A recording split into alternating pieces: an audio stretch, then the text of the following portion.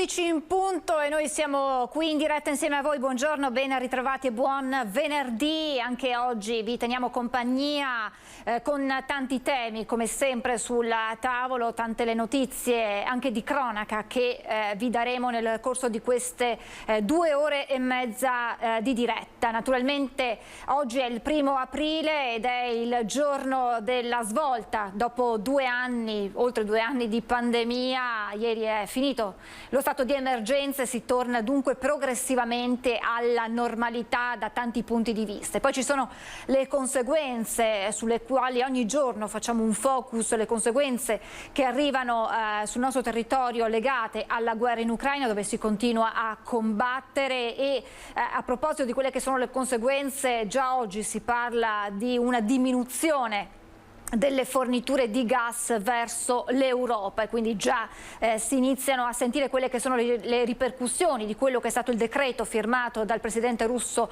Vladimir Putin dell'obbligo di pagare il gas in rubli. Insomma, tanti gli aspetti, tanti i temi sul tavolo. Allora andiamo con ordine, vado a salutare il senatore del Partito Democratico Andrea Ferrazzi. Ben ritrovato, grazie per essere di nuovo con noi, senatore, buongiorno. Buongiorno, ben trovato. Allora, andiamo con ordine, veniamo alle notizie quelle un po' più positive. Oggi si ritorna progressivamente alla normalità, finito lo stato di emergenza, quindi progressivamente toglieremo le mascherine, progressivamente non sarà più necessario utilizzare il Green Pass e il Super Green Pass, insomma ci stiamo lasciando alle spalle probabilmente il peggio, diciamo così, anche se non si può abbassare la guardia. Tra l'altro più tardi parleremo con un medico, i contagi purtroppo sono in aumento e si sente anche un po' di ripercussione dal punto di vista ospedaliero, però diciamo che con le dovute accortezze si può tornare alla vita pre-pandemia.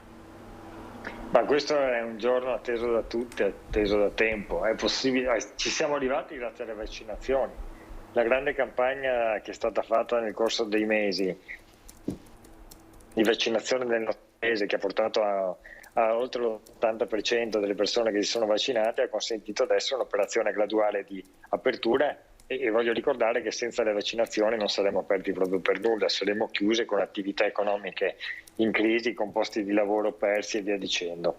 Grazie a Dio gli italiani sono delle persone intelligenti che sono capaci di comprendere, sono capaci di agire così come va agito nel momento di difficoltà, e questa condizione finalmente ci porta a una condizione, insomma, di apertura abbastanza generalizzata, naturalmente sempre con quella dovuta attenzione per evitare che il virus possa riprendere piede, ma insomma le condizioni per una ricrescita che segue la primavera e poi l'estate ci sono tutte.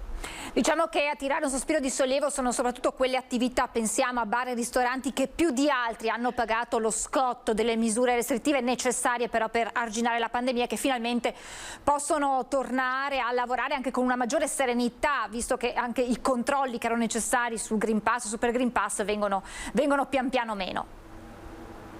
Sì, ma anche tutto il comparto economico, per esempio quello del turismo. Immagini, vedo sia a Venezia che a Roma che in questi giorni sta crescendo moltissimo la presenza di turisti, cosa che non c'era fino a poche settimane fa, o era sicuramente residuale rispetto alla presenza turistica storica. Ma anche il mondo delle imprese manufatturiere che sono state in crisi, ma anche il mondo della produzione in generale, dell'edilizia e via dicendo. Adesso ci sono le condizioni per rimettere il nostro paese in quella condizione di crescita così come deve essere. Una crescita che deve riportare sviluppo, che deve portare benessere, che deve portare, se possibile, anche serenità. Abbiamo vissuto 2 anni davvero di grande paura, di grande preoccupazione, di grande sofferenza, di centinaia di migliaia di morti a causa di questo terribile virus. Ebbene, dobbiamo lasciarci alle spalle questo, non vuol dire che dobbiamo dimenticarci di quello che è avvenuto, anzi, ma dobbiamo utilizzarlo come trampolino di lancio per costruire un futuro ancora più sereno, ancora più prospero.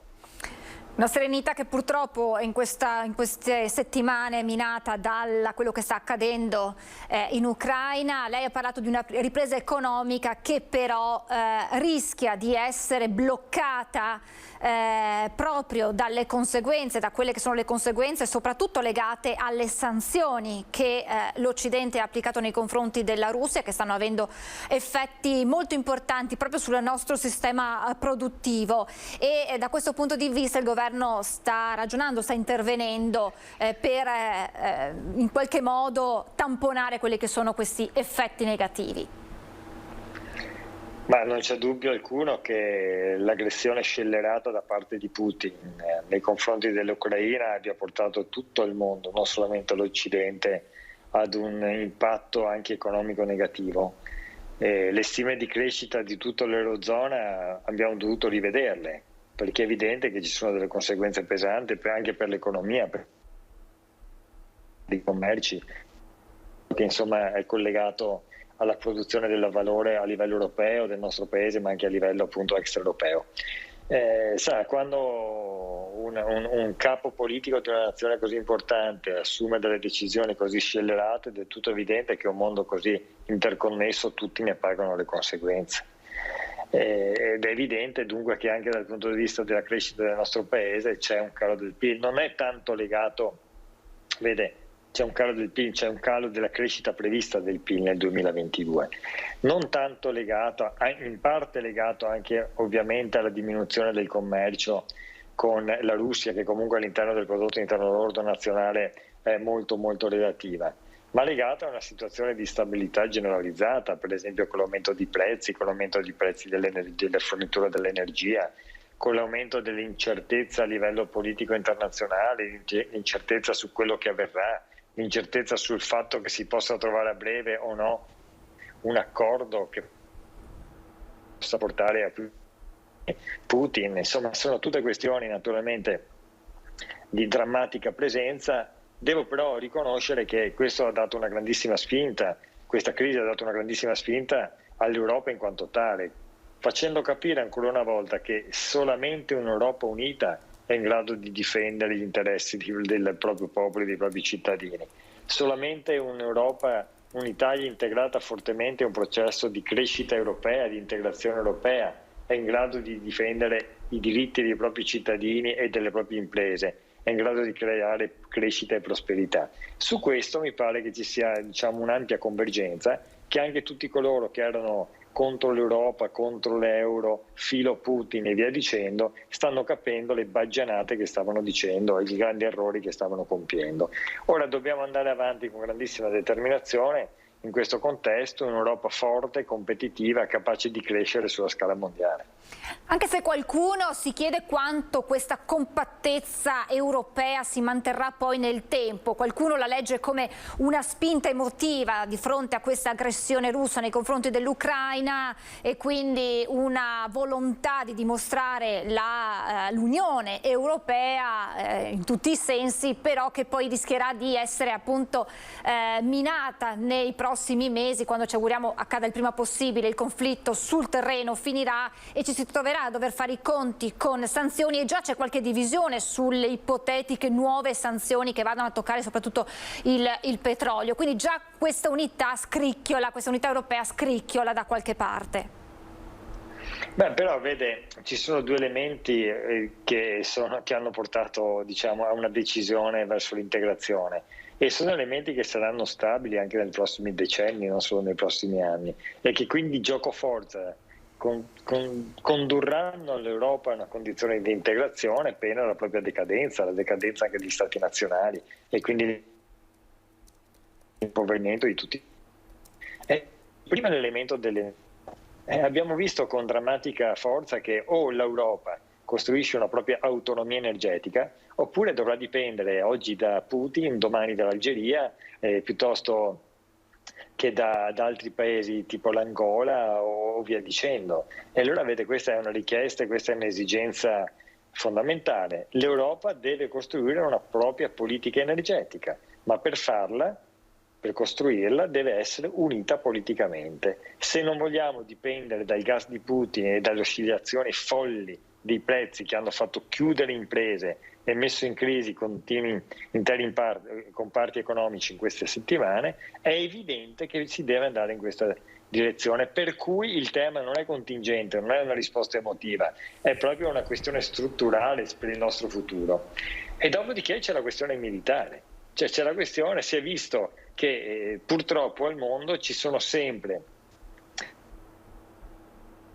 dei leader o dei tirani che utilizzano la forza, e la forza anche delle armi, per conquistare altri popoli, per invadere altri popoli, e allora in questi casi bisogna difendersi, così come dice il Trattato dell'ONU e così come sancisce la nostra Costituzione, cioè un esercito per difendersi dai tiranni e dagli aggressori.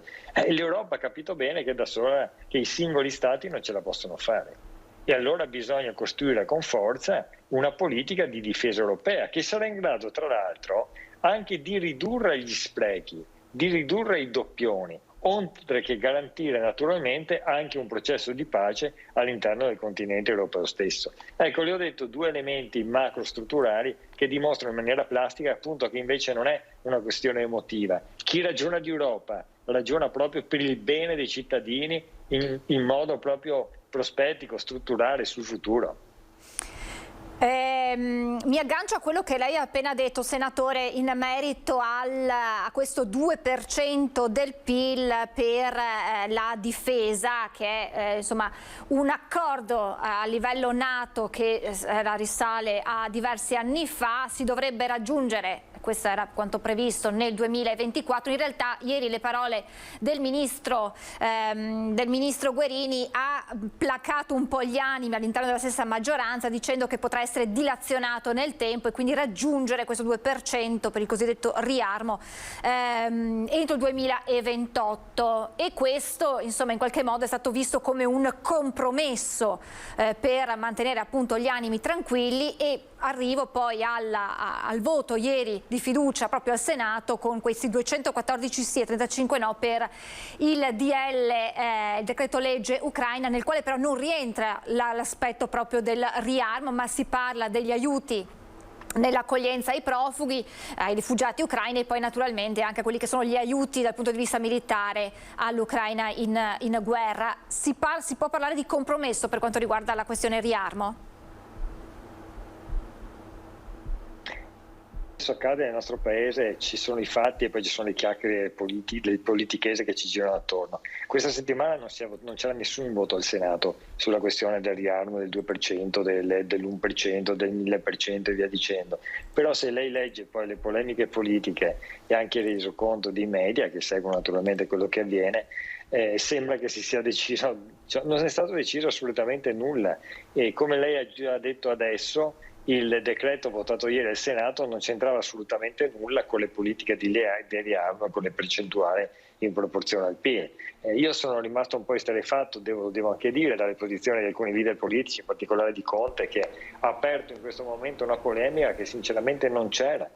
Nel decreto Ucraina che abbiamo votato non si parlava di questo, si parlava casomai della decisione assunta dal governo e già votata unanimemente, tra l'altro in Parlamento con ordine del giorno, di sostegno militare dell'Ucraina, difendersi nei confronti dell'aggressione di Putin. Di questo si votava, su questo si votava, non sulle percentuali. Dopodiché noi dobbiamo anche metterci d'accordo con noi stessi. Ci sono accordi internazionali che vengono assunti in sede NATO. Ci sono i paesi dell'est Europa che stavano facendo la gara per entrare nella NATO perché sono tutti spaventati da questa aggressione, quindi possono immaginare che dopo l'Ucraina possono essere loro oggetti di aggressione di questo tipo. La NATO si va via via consolidando, all'interno però noi dobbiamo dire di una politica di difesa europea, cioè noi dobbiamo lavorare per una grande politica di difesa europea che consenta naturalmente di utilizzare al meglio i quattrini che mettiamo. All'interno di questo c'è un percorso che è già stato iniziato ormai lustri fa e approvato da tutti i governi, di arrivare al 2% della spesa. Questo è un accordo che riguarda tutti i paesi della NATO e il paese naturalmente decide i tempi di raggiungimento di livello d'accordo prevedeva il 2024, ma insomma se si scavalla di qualche anno non dramma per nessuno.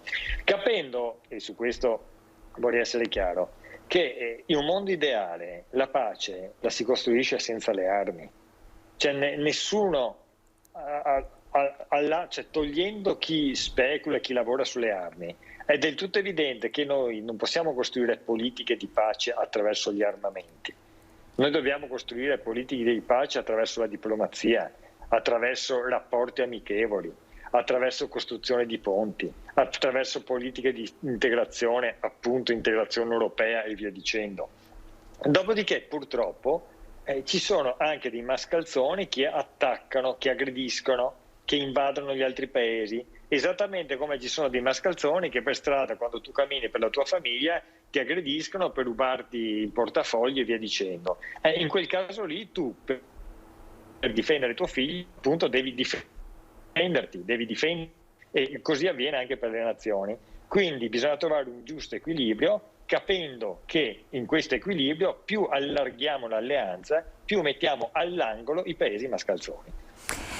Mercoledì c'è stata una telefonata di circa un'ora tra il premier Draghi e il presidente Putin, la prima dall'inizio del conflitto, lo ha detto il premier Draghi, noi ci eravamo sentiti prima che iniziasse la guerra quel 24 febbraio e il premier Draghi di fronte ai giornalisti, alla stampa estera, ha parlato dei contenuti della stessa telefonata e ha parlato anche di quelle che sono le garanzie in un accordo di pace, dei garanti di queste, diciamo così, clausole con l'Italia che potrebbe avere un ruolo importante. Le faccio ascoltare, senatore, ascoltiamo insieme questo piccolissimo estratto del lungo discorso del premier Draghi e poi lo commentiamo insieme.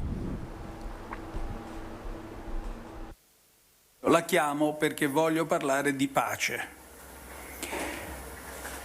Poi gli ho chiesto se fosse possibile, no, andiamo per ordine, a questa risposta, a questo punto espresso da me, il Presidente Putin ha sostanzialmente, come uno si può immaginare, ha consentito, certo, dice parliamo di pace. Allora ho chiesto quando è previsto o se è previsto un cessate il fuoco, perché questa era l'altra richiesta che volevo fare. La cosa più importante, ho detto ora, è dimostrare che questo desiderio di pace esiste, attuando un cessate il fuoco, anche breve, ma cessate il fuoco.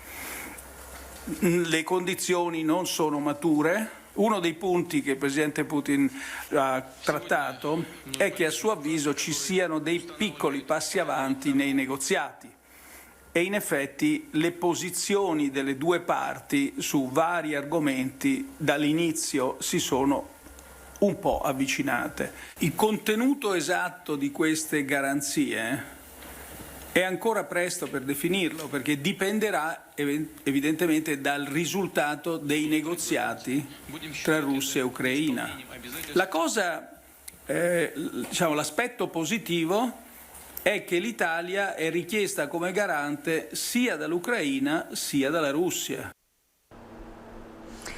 Dunque, senatore Ferrazzi, l'Italia che inizia ad avere un ruolo importante in questa fase dei negoziati, se dal punto di vista della diplomazia avevamo visto un ruolo più importante del presidente francese Macron, del cancelliere tedesco, di altri leader, insomma poi su tutti la Turchia, Erdogan che si è fatto da mediatore in questo ultimissimo incontro proprio ad Istanbul, che è stato probabilmente l'incontro più significativo tra tutti quelli che ci sono stati. Insomma, adesso l'Italia potrebbe avere un ruolo di garante sia per la Russia che per l'Ucraina. È possibile questo doppio ruolo?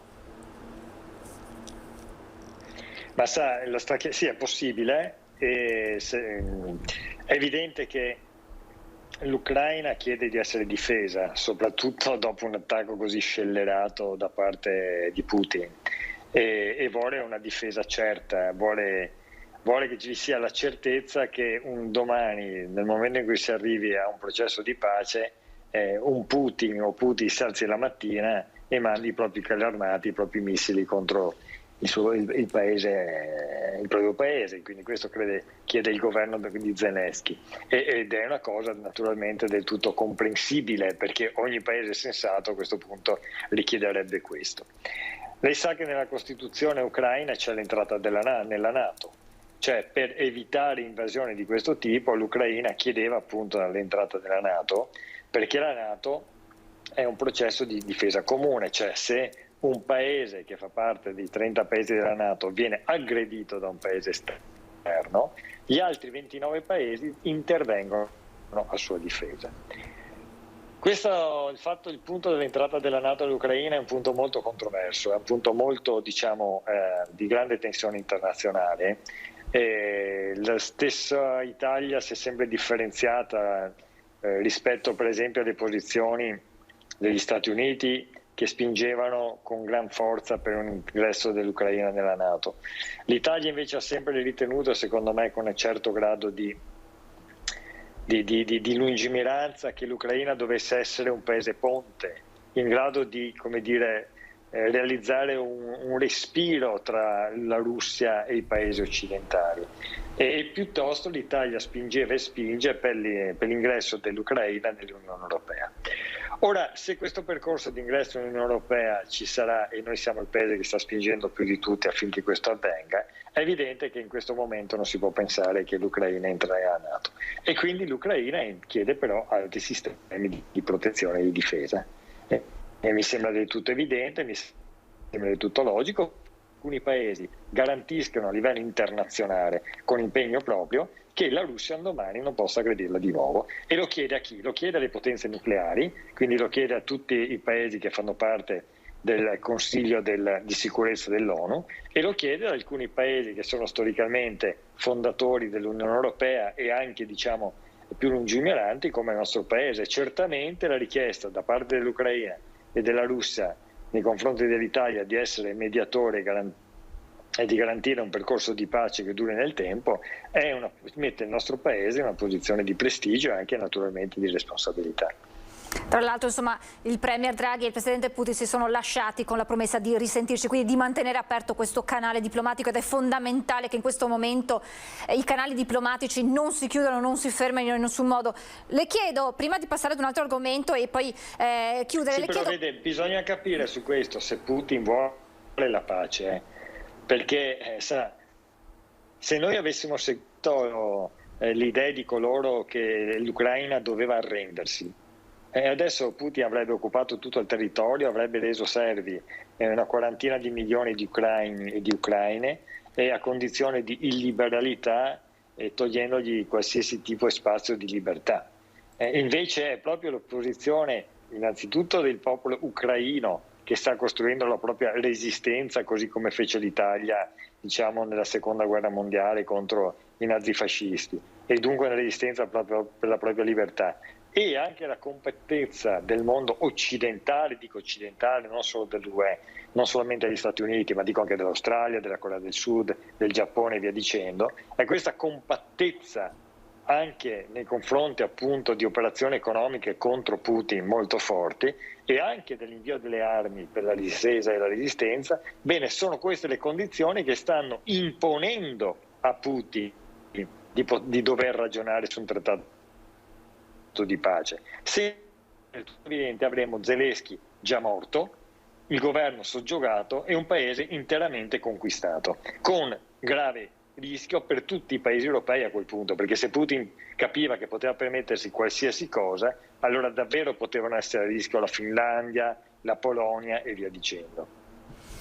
Assolutamente. Un'ultimissima domanda, senatore, ritornando alla cronaca di casa nostra, per così dire. C'è un fatto di cronaca appunto che ha scosso tutti, ed è la morte dell'anziano a Pieve di Soligo, Adriano Armelino, ucciso nel tentativo di una rapina, ucciso a botte da questo giovane che lo ha appunto colpito al volto dopo averlo legato. Le indagini sono in corso per ricostruire tutta la vicenda. Nel già tempo Lega e Fratelli d'Italia hanno annunciato per sabato un flash mob per la sicurezza a Pieve di Soligo. Come giudica queste manifestazioni che hanno una netta impronta politica per chiedere maggiore sicurezza, tra l'altro a pochi giorni dall'annuncio del governo che ha tagliato la presenza dell'esercito impegnato nell'operazione Strade Sicure, quindi proprio nella sicurezza dei nostri territori? Ecco, intanto la sua opinione su questo flash mob di Lega e Fratelli d'Italia per sabato. Ma la sicurezza la deve garantire lo Stato, la sicurezza è un diritto dei cittadini e quindi è del tutto evidente che una sana politica di governo nazionale e locale deve passare anche attraverso politiche delle sicurezze, e quindi ci mancherebbe. Noi appoggiamo. D'altro canto la Lega poi appoggia questo governo in maggioranza e quindi immagino che sarà la prima anche sottosegretaria agli interni, anche di peso, ha avuto un ministro all'interno come Salvini, sarà la prima a impegnarsi in questa direzione a livello di governo, è del tutto evidente, questo lo diciamo e anche con grandissima forza. Quindi il flash mob ben venga?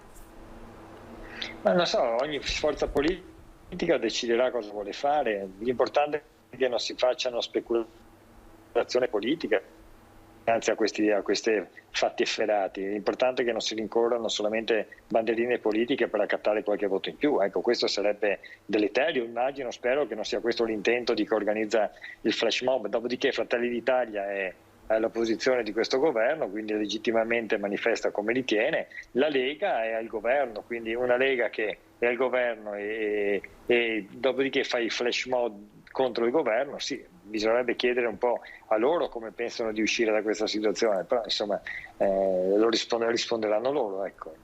Chiarissimo, grazie davvero al senatore Andrea Ferrazzi, grazie come sempre per la sua analisi, ci torneremo ad aggiornare presto, grazie e buon lavoro. E noi ci fermiamo, abbiamo qualche istante di pubblicità e poi torniamo in diretta con tanti aggiornamenti di cronaca e nuovi ospiti e collegamenti. A tra poco.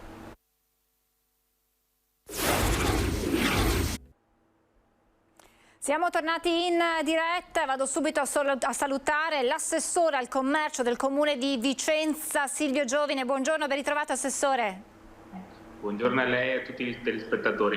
Assessore al commercio, ma anche alle attività produttive, al turismo, insomma tante deleghe che rappresentano i temi principali in questo momento di ripartenza, perché insomma l'abbiamo detto in apertura di diretta, oggi si riprende una vita pressoché normale, finisce lo stato di emergenza, si ritorna alla normalità e tornano a lavorare con maggiore serenità anche proprio dal punto di vista psicologico, quelle attività, pensiamo a bar, ristoranti che rappresentano un po' il cuore dei centri storici che sono stati penalizzati dalle misure restrittive necessarie per arginare la pandemia. Qual è il clima che si respirava oggi a Vicenza, assessore? Ma è certamente un clima insomma, di fiducia anche rispetto a dei 2 anni che sono stati veramente drammatici per un intero comparto, quello della ristorazione, certo quello che ha citato lei, ma non solo, pensiamo a quanto hanno sofferto le strutture ricettive, a quanto hanno sofferto tutti i negozi che rientrano nel tessuto commerciale. Il Green Pass certamente ha contribuito a questa sofferenza, insomma non occorre entrare in una polemica, ma io sono personalmente convinto che insomma, la differenza l'abbia fatto certamente la grande responsabilità che ha dimostrato il popolo italiano, i cittadini italiani, rispondendo alla grandissima campagna vaccinale. Temo che il Green Pass abbia non solo radicalizzato alcune posizioni, ma abbia messo in grande difficoltà e sofferenza certamente negozi, bar e ristoranti. Siamo usciti dallo stato di emergenza per fortuna e adesso si comincia anche a vedere un po' di luce. Oggi tra l'altro è anche il giorno in cui si tornano a pagare i plateatici in Italia. Sappiamo che era stata introdotta questa misura proprio per andare incontro ai ristoratori, ai baristi, laddove c'erano prima le varie distanze tra tavoli al chiuso, poi la mascherina, poi il Green Pass, il Super Green Pass, insomma era stato fatto questo intervento proprio per aiutare a accogliere i propri clienti anche all'esterno. Da oggi si torna a pagare i plateatici. A Vicenza cosa succede, assessore? Ma allora, guardi, noi abbiamo preso una decisione già l'anno scorso, quando si è trattato di discutere il bilancio di previsione abbiamo voluto dare un segnale anche di prospettiva e certamente di aiuto concreto a bar e ristoranti, prevedendo in ogni caso per tutto l'anno 2022 uno sconto del 50% della tariffa.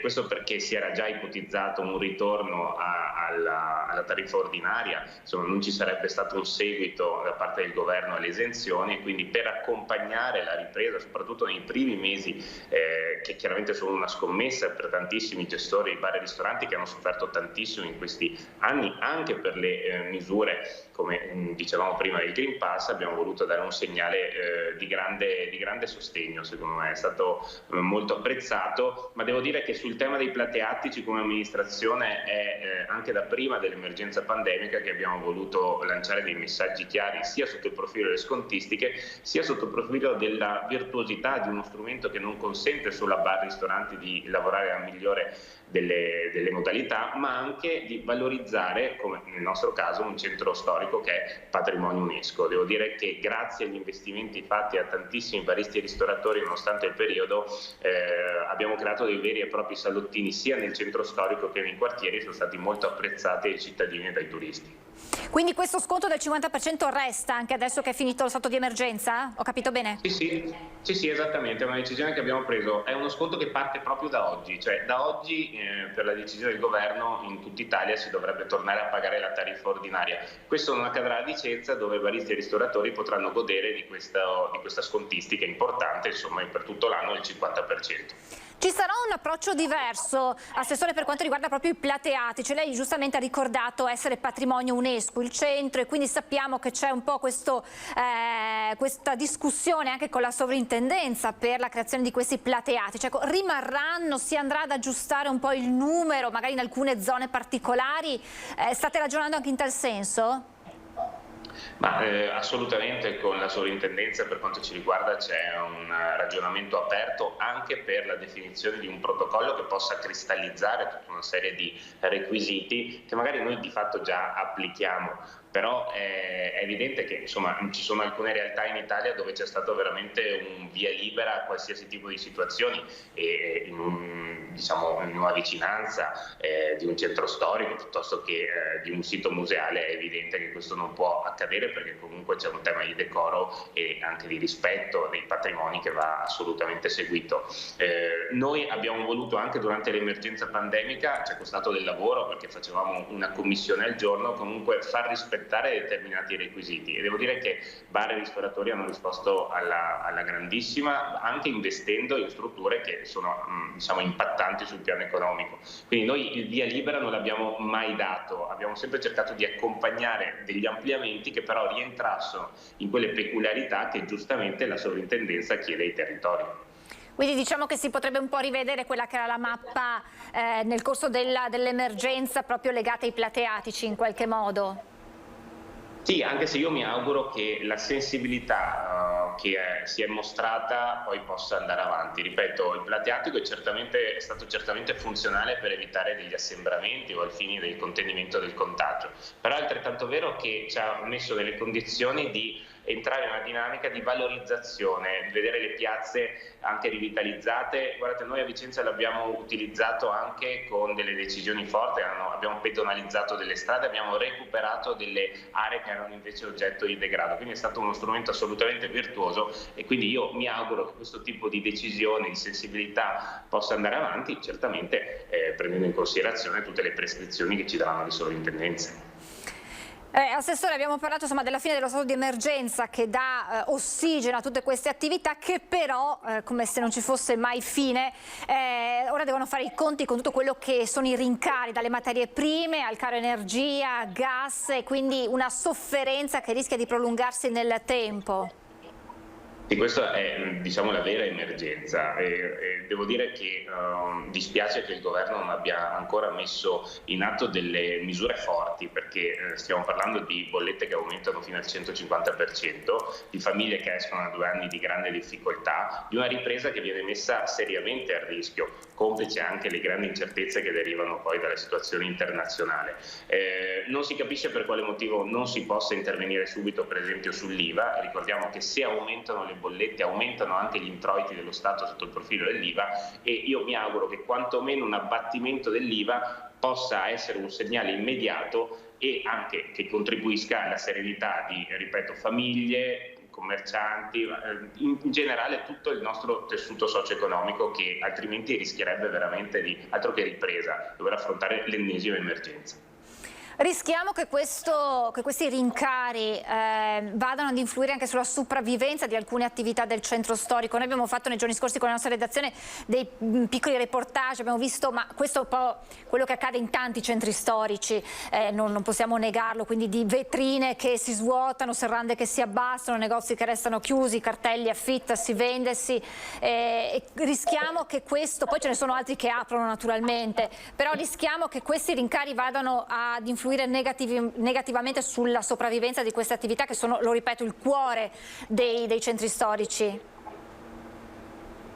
Ma è evidente, dobbiamo entrare proprio nella fattispecie concreta. Se un negozio aveva delle bollette a pagare che erano di 200 euro e gli arrivano 400, sono un segnale evidente di quanto la difficoltà poi si debba affrontare. Se pensiamo poi anche indirettamente a quello che devono subire, nel senso che ci sono delle famiglie che hanno le bollette che triplicano nell'arco di 2 mesi, dall'oggi al domani, oggi poi decidono di eventualmente limare degli acquisti che possono essere all'interno di un negozio piuttosto che la cena in un ristorante. Quindi c'è una reazione a catena che rischia di essere veramente esiziale per tutto il tessuto economico, certamente, ma pensiamo anche a quanto potrebbe soffrirne il turismo adesso che si apre la stagione primaverile.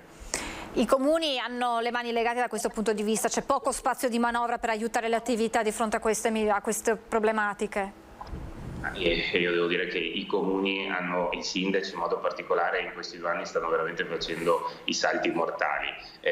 Si sta andando al di là delle competenze che riguardano appunto le amministrazioni locali, e ci si augura veramente che da parte del governo arrivino le decisioni, soprattutto a favore delle famiglie, perché è quello che ci preme. Noi vediamo quante famiglie sono in difficoltà proprio perché insomma i costi stanno aumentando esponenzialmente, non sono più in grado di gestire la quotidianità. È questa la vera emergenza a cui dovremo rispondere. E sappiamo come il caro energia pesi anche sulle casse dei comuni. Noi abbiamo fatto vari servizi, penso anche al nostro territorio, la Marca Trevigiana, noi parliamo da qui, con sindaci che sono intervenuti sull'illuminazione pubblica, rivedendo magari quelli che erano gli eventi magari culturali, insomma cercando di intervenire laddove è possibile. Per quanto riguarda il vostro comune, avete insomma fatto qualche conto, qualche calcolo di quanto impatti proprio il caro energia e di quelli che sono poi gli interventi eventualmente a cui metter mano per riuscire a far quadrare i bilanci, perché poi è questo sempre la difficoltà di un'amministrazione. Ma è evidente che noi stiamo cercando di garantire il maggior sostegno proprio alle famiglie che sono in grande difficoltà e purtroppo sono sempre di più, quindi diciamo che la dimensione del sociale oggi è una delle tematiche che affrontiamo maggiormente in giunta, senza però perdere di vista l'importanza poi di tutta una serie di azioni che riguardano magari i negozi, riguardano gli eventi, riguardano in generale la rivitalizzazione di realtà che escono da, ripeto, 2 anni di grandissima difficoltà. Lo riusciamo a fare, noi per esempio siamo appena usciti da un'edizione straordinaria del BIOF, il nostro fuorisalone in occasione della Fiera dell'Oro, che è stato un successo importantissimo, non grazie all'utilizzo di risorse pubbliche, ma grazie, io insomma lo sottolineo sempre con grandissimo interesse e grande ringraziamento, anche grazie al partenariato pubblico-privato di tante realtà che decidono comunque di investire in iniziative che sono utili per tutto il territorio a 360 gradi. Quindi senza la sponsorizzazione dei privati penso che pochissimi comuni oggi riuscirebbero a garantire una serie di eventi che poi sono importantissimi nella vita di tutti i giorni appunto di una realtà, di una comunità. E allora Assessore, c'è già un calendario di eventi per la prossima estate, anche perché insomma sappiamo come le città d'arte come Vicenza vivono di turismo, c'è necessità di attirare i turisti. Che stagione vi aspettate per quella estiva dal punto di vista turistico, con le 1000 incognite legate purtroppo anche alla situazione internazionale, e che proposte metterete sul piatto perché le persone scelgano Vicenza come meta, magari per un fine settimana o per una vacanza anche un po' più lunga? Abbiamo però perso l'assessore Giovine, quindi vediamo di ripristinare il collegamento con lui. Intanto vi do una notizia di cronaca in attesa che si ricolleghi. La Guardia di Finanza di Padova, in collaborazione con i funzionari dell'ARPA, avevano scoperto in un'azienda a Vigo d'Arzero un deposito dove erano accumulati rifiuti di vario genere per un peso complessivo di 200 quintali circa. Tra i materiali trovati nella discarica abusiva c'erano scarti industriali e stampi in legno, in parte riutilizzati per accendere fuochi. Questa era un'ultima ora di cronaca, poi avremo altre notizie di cui darvi conto durante la diretta. Assessore, non so se è riuscito a sentire tutta la mia domanda, le chiedevo insomma quelli che sono gli eventi per questa estate 2022 e che previsioni avete dal punto di vista dei turisti per Vicenza. Ma allora, previsioni è meglio non farne visto gli anni da cui arriviamo, però abbiamo messo in piedi tutta una serie di strumenti che speriamo siano strategici per risultare quanto più attrattivi e competitivi possibili proprio sul fronte del turismo. Abbiamo sviluppato dei protocolli d'intesa con la nostra struttura della fiera per il turismo congressuale, che è un segmento importantissimo. Ci muoviamo sempre nell'ambito degli eventi con grande capacità di innovazione, ci crediamo tantissimo, penso che siano una delle realtà che poi vada anche accompagnata, visto che poi la crisi ha colpito anche loro in questi 2 anni. Siamo forse tra i pochissimi comuni in Italia che anche nell'estate del 2020 è riuscito a organizzare dei concerti in piazza dei signori, portando tra l'altro degli artisti del calibro nazionale e internazionale, come Elisa, giusto per farne uno. Insomma, noi proseguiamo nella volontà comunque di non arrenderci, lo facciamo oggi che dobbiamo affrontare la ripresa, lo dobbiamo fare con grande fiducia e ottimismo, e devo dire che la tematica degli eventi diciamo che caratterizzerà tutto il nostro centro storico e anche i quartieri. I concerti saranno sicuramente tra quelli, ma anche le iniziative che riguarderanno tutte le piazze saranno in continuo, e voi pensate che Campomarzo, che spesso anche ingiustamente viene associato a degli episodi di cronaca, oggi invece possiamo annunciare che dall'inizio di aprile fino alla fine di settembre sarà sempre interessato da eventi nel fine settimana. Quindi noi abbiamo fatto tutto quello che potevamo, chiaramente, e poi però sono purtroppo altre le azioni che speriamo possano essere messe in campo proprio per garantire anche il turismo, che è una tematica fondamentale, insomma. Quello di portare gli eventi nei luoghi caldi delle città è un po' un modo per rivitalizzare certi luoghi e tenere lontana quella che è la microcriminalità, ed è una misura che sta funzionando. Ma sì, guardi, per quanto ci riguarda il combinato disposto sia su quella politica innovativa che riguardava i plateattici, sia appunto sulla proposta su una dinamica di eventi del tutto nuova, che parta dalla garanzia della qualità, perché vedete, spesso e volentieri nella città si fanno lavorare delle realtà a prescindere perché hanno una loro storicità. Noi abbiamo voluto lanciare un messaggio importante, abbiamo detto siamo al fianco di tutti, però vogliamo innovazione, vogliamo qualità soprattutto. Sono tante le cose che stiamo portando avanti con questo tipo di approccio e ci stanno consentendo veramente di andare a recuperare tante zone della nostra città. Campomarzo è un esempio, una scelta che abbiamo portato avanti. Per esempio, noi abbiamo un Luna Park storico che si svolge durante la festa patronale a settembre, abbiamo voluto replicarlo proprio in occasione delle festività pasquali, e Campomarzo per tutto il mese di aprile sarà caratterizzato appunto dalla presenza degli attrazionisti.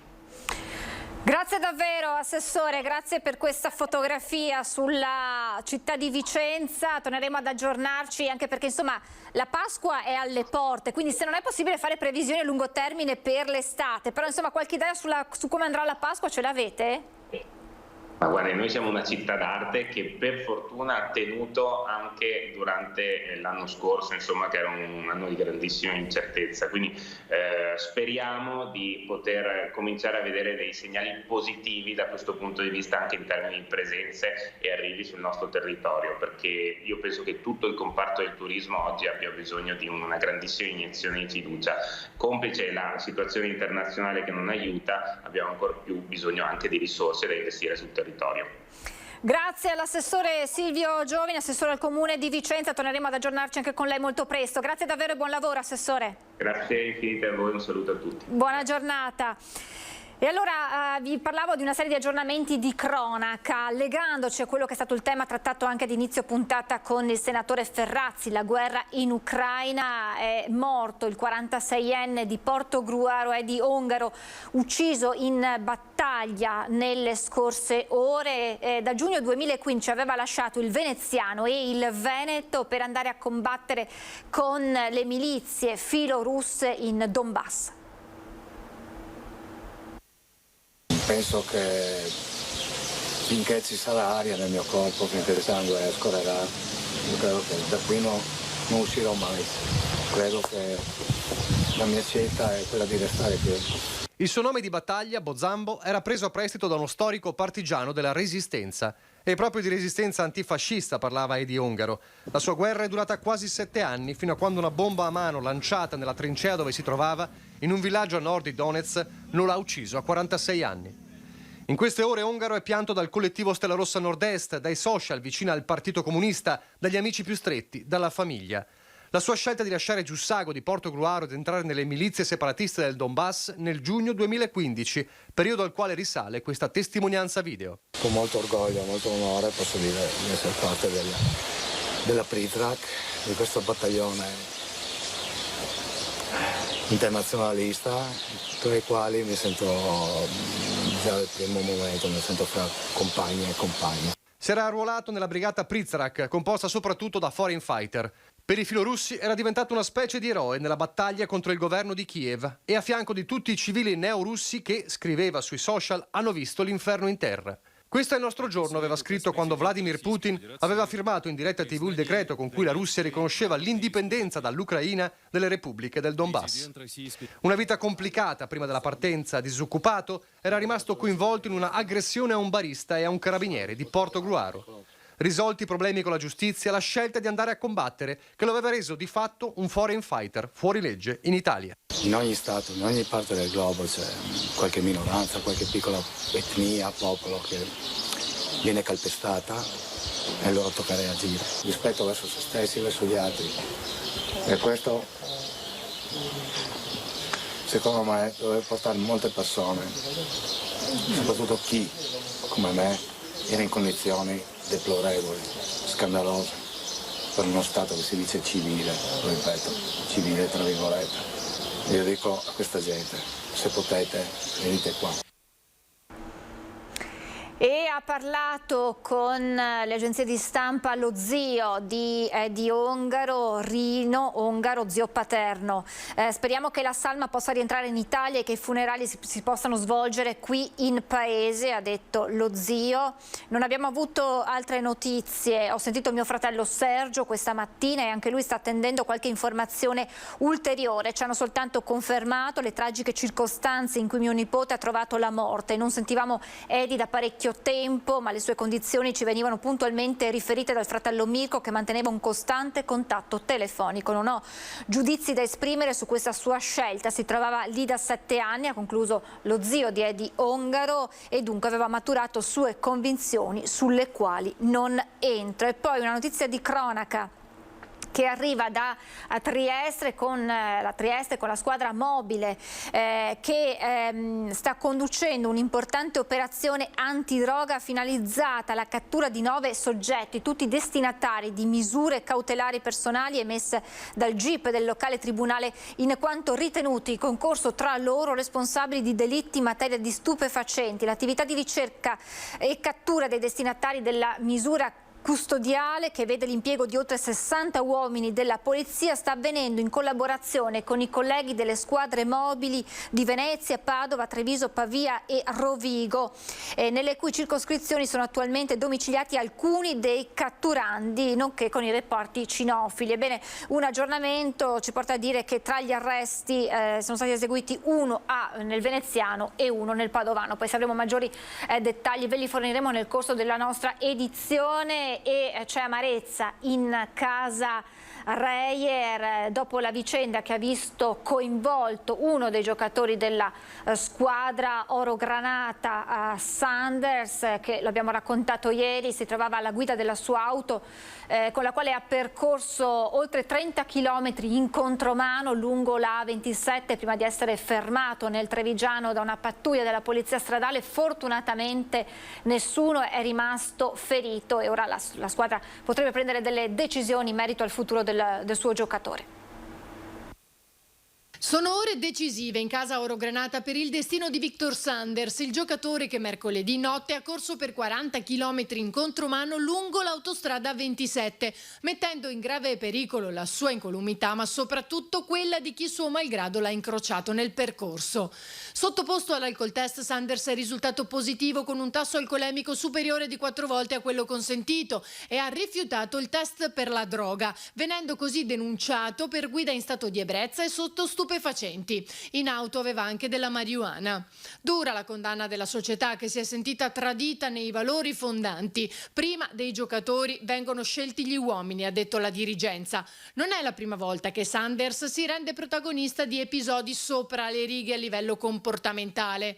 La folle notte dopo la vittoria in Eurocup contro Patrasso è infatti arrivata dopo l'episodio dello scorso gennaio, quando, persa la trasferta di Varese, il giocatore è stato messo fuori rosa per un episodio mai chiarito dalla società avvenuto negli spogliatoi e, secondo indiscrezioni, riguardante un pesante diverbio avvenuto con coach De Raffaele sulle colpe della sconfitta. E questi dunque alcuni degli aggiornamenti di cronaca, molte altre notizie nel corso della nostra diretta, ma adesso vado a salutare il dottor Lucio Brollo, direttore delle malattie infettive del Covid Hospital di Jesolo. Ben ritrovato dottore, buongiorno. Buongiorno a voi.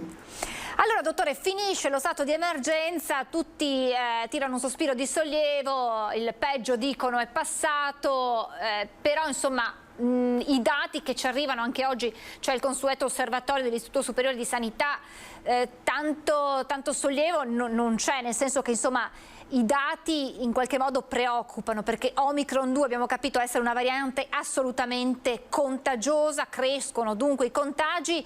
Le chiedo quella che è la situazione a livello di contagi, ma le chiedo anche quelle che sono le ripercussioni a livello ospedaliero, perché si dice non c'è poi una così importante pressione sugli ospedali, ma insomma anche i ricoveri in qualche modo sono in aumento. Allora, intanto facciamo una fotografia della situazione attuale, da quello che potete constatare sul campo. In realtà non è vero che i ricoveri sono pochi, stanno aumentando ancora e attualmente siamo superiori ai 30 degenti a Jesolo, siamo intorno ai 33 ai 35 ricoverati. Sono pazienti che hanno sicuramente una patologia meno importante rispetto alla prima e alla seconda ondata, però restano positivi, sono infettanti e molto spesso vengono ricoverati in quanto trovati positivi, ma che si sono rivolti al pronto soccorso per altri motivi. Sono pazienti anche vaccinati, anche pazienti con dose completa, compresa la dose booster. Questo fa capire che la variante Omicron 2 è molto infettante e questo sta a significare che non devono venir meno le misure precauzionali che tutti sanno: mascherina, lavaggio delle mani e distanziamento nei posti chiusi. Anche se è finito il periodo di emergenza, la malattia si diffonde ancora, quindi bisogna prestare ancora massima attenzione e soprattutto quella che è la cosa più importante è vaccinarsi, perché il paziente vaccinato, pur potendo essere contagiato, ha una malattia sicuramente meno grave rispetto al paziente non vaccinato, e questo lo vediamo ancora quotidianamente.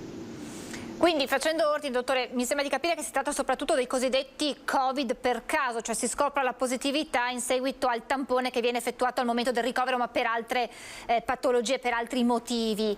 E le chiedo anche un attimo l'identikit, cioè l'età di queste persone e se sono tutte persone che appunto hanno anche patologie pregresse e quindi il Covid va ad aggravare poi la loro situazione. Quasi sempre in quest'ultima ondata la gran parte dei pazienti sono pazienti anziani, se non grandi anziani, il che vuol dire sopra gli 80 anni, con patologie di base presenti, cioè cardiopatici, pneumopatici, diabetici, con insufficienza renale, e che quindi si rivolgono alla struttura sanitaria per un motivo legato alla malattia loro di base e si trovano positive al Covid. È chiaro che questa positività non è assolutamente asintomatica, ma peggiora il quadro della malattia basale, tant'è che purtroppo ne aumenta anche la mortalità. Come dobbiamo leggere il fatto che ci siano appunto pazienti che hanno la terza dose? Posso immaginare che a casa qualcuno dirà: ma allora perché mi sono vaccinato, e perché addirittura si parla di una quarta dose? Allora, come le ho detto, la maggior parte dei soggetti sono pazienti molto anziani, il che vuol dire che il sistema immunitario non è così efficiente come quello di un quarantenne. E in ogni caso, le ripeto, sono pazienti, chiamiamoli Covid per caso, il che vuol dire che la vaccinazione li sta proteggendo dalla malattia. Lo hanno detto in mille maniere, che si perde un attimo la potenza immunitaria per quanto riguarda l'infezione, ma non per la malattia grave, che un conto è la malattia e un conto è l'infezione. Un paziente può essere infetto ma non sintomatico, ovvero non malato. Il non vaccinato è infetto e molto spesso malato, grave. Allora, questa è un po' la fotografia della situazione. Le chiedo, si arriverà a questa quarta dose che al momento sembra raccomandata, insomma, per gli over 50, prima era solo per chi aveva patologie, per i soggetti fragili, adesso si parla per gli over 50, si arriverà poi alla fine ad estendere la quarta dose a tutta la popolazione?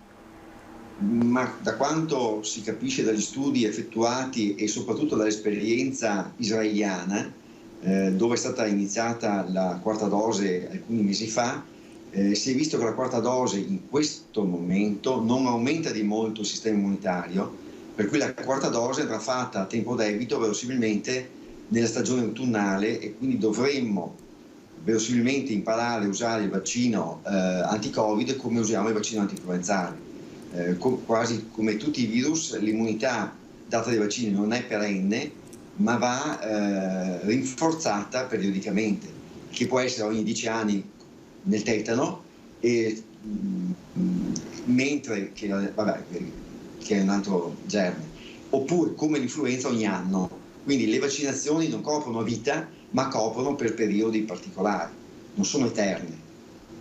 Sì, un po' quindi la quarta dose verosimilmente andrà fatta non subito, perché gli israeliani hanno dimostrato che la quarta dose fatta immediatamente a 3 mesi della terza dose non aumenta di molto la risposta immunitaria, ma verosimilmente prima della stagione invernale, verso autunno-novembre. Sì, poi alla fine non la chiameremo nemmeno più quarta, quinta dose, ma sarà un vaccino, un richiamo, un vaccino che si fa come ogni anno per l'influenza. Insomma, questo probabilmente diventerà il futuro, con un virus che diventa, lo è già probabilmente endemico.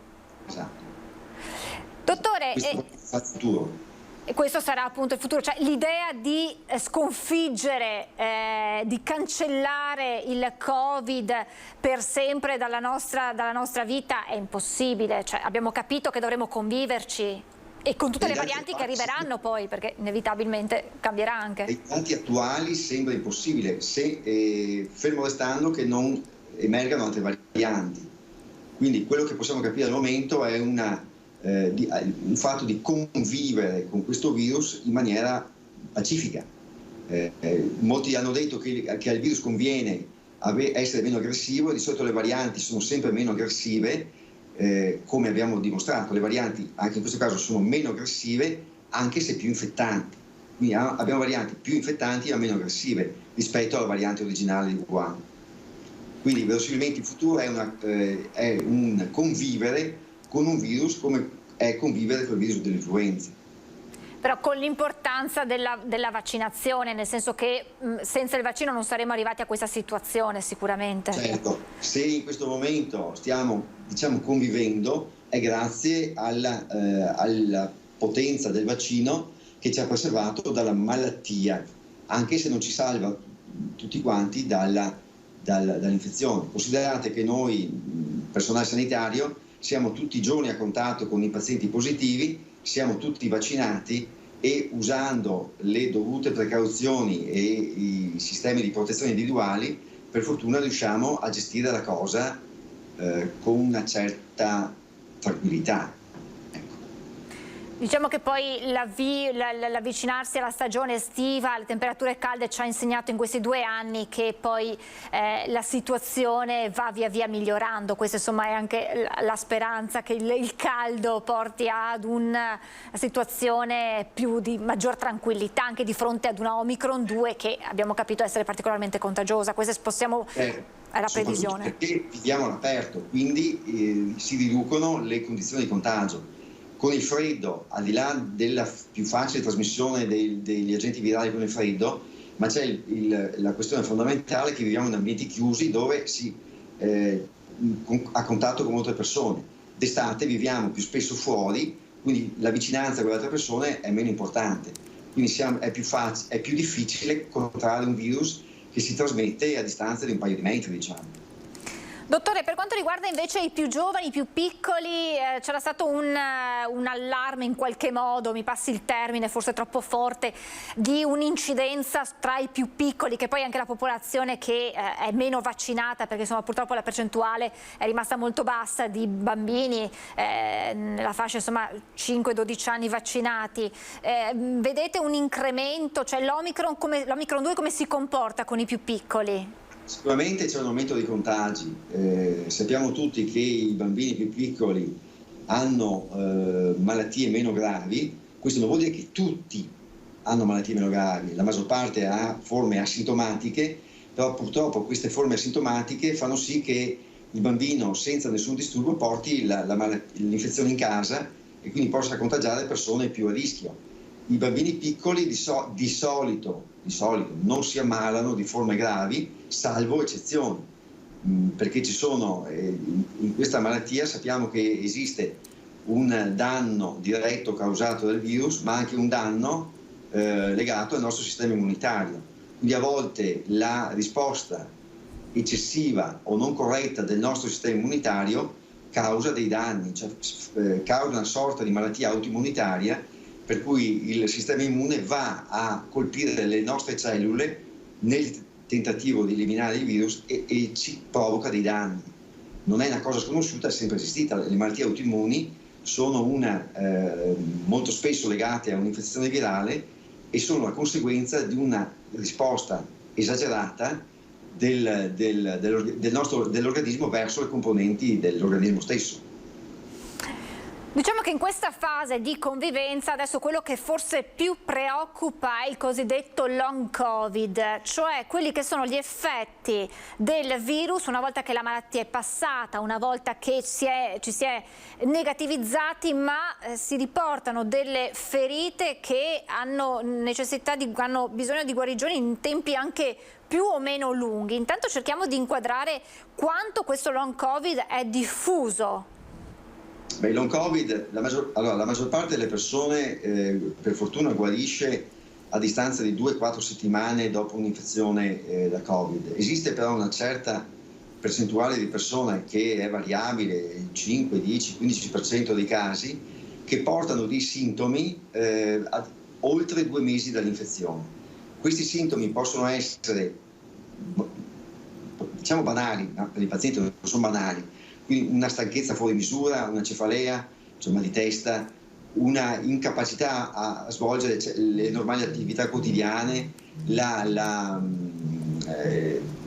problemi di tipo neurologico, cioè una cosiddetta annebbiamento del sistema anche mentale, cioè il paziente è rallentato, più confuso del solito, non riesce a svolgere le attività che svolgeva prima, e queste cose in realtà non si sa esattamente se siano dovute alla carica virale, quindi all'agente virale che fa danni a livello del sistema nervoso centrale, a livello muscolare, a livello cardiaco, a livello polmonare, o se siano causate dal nostro sistema immunitario che va ad agire in queste sedi.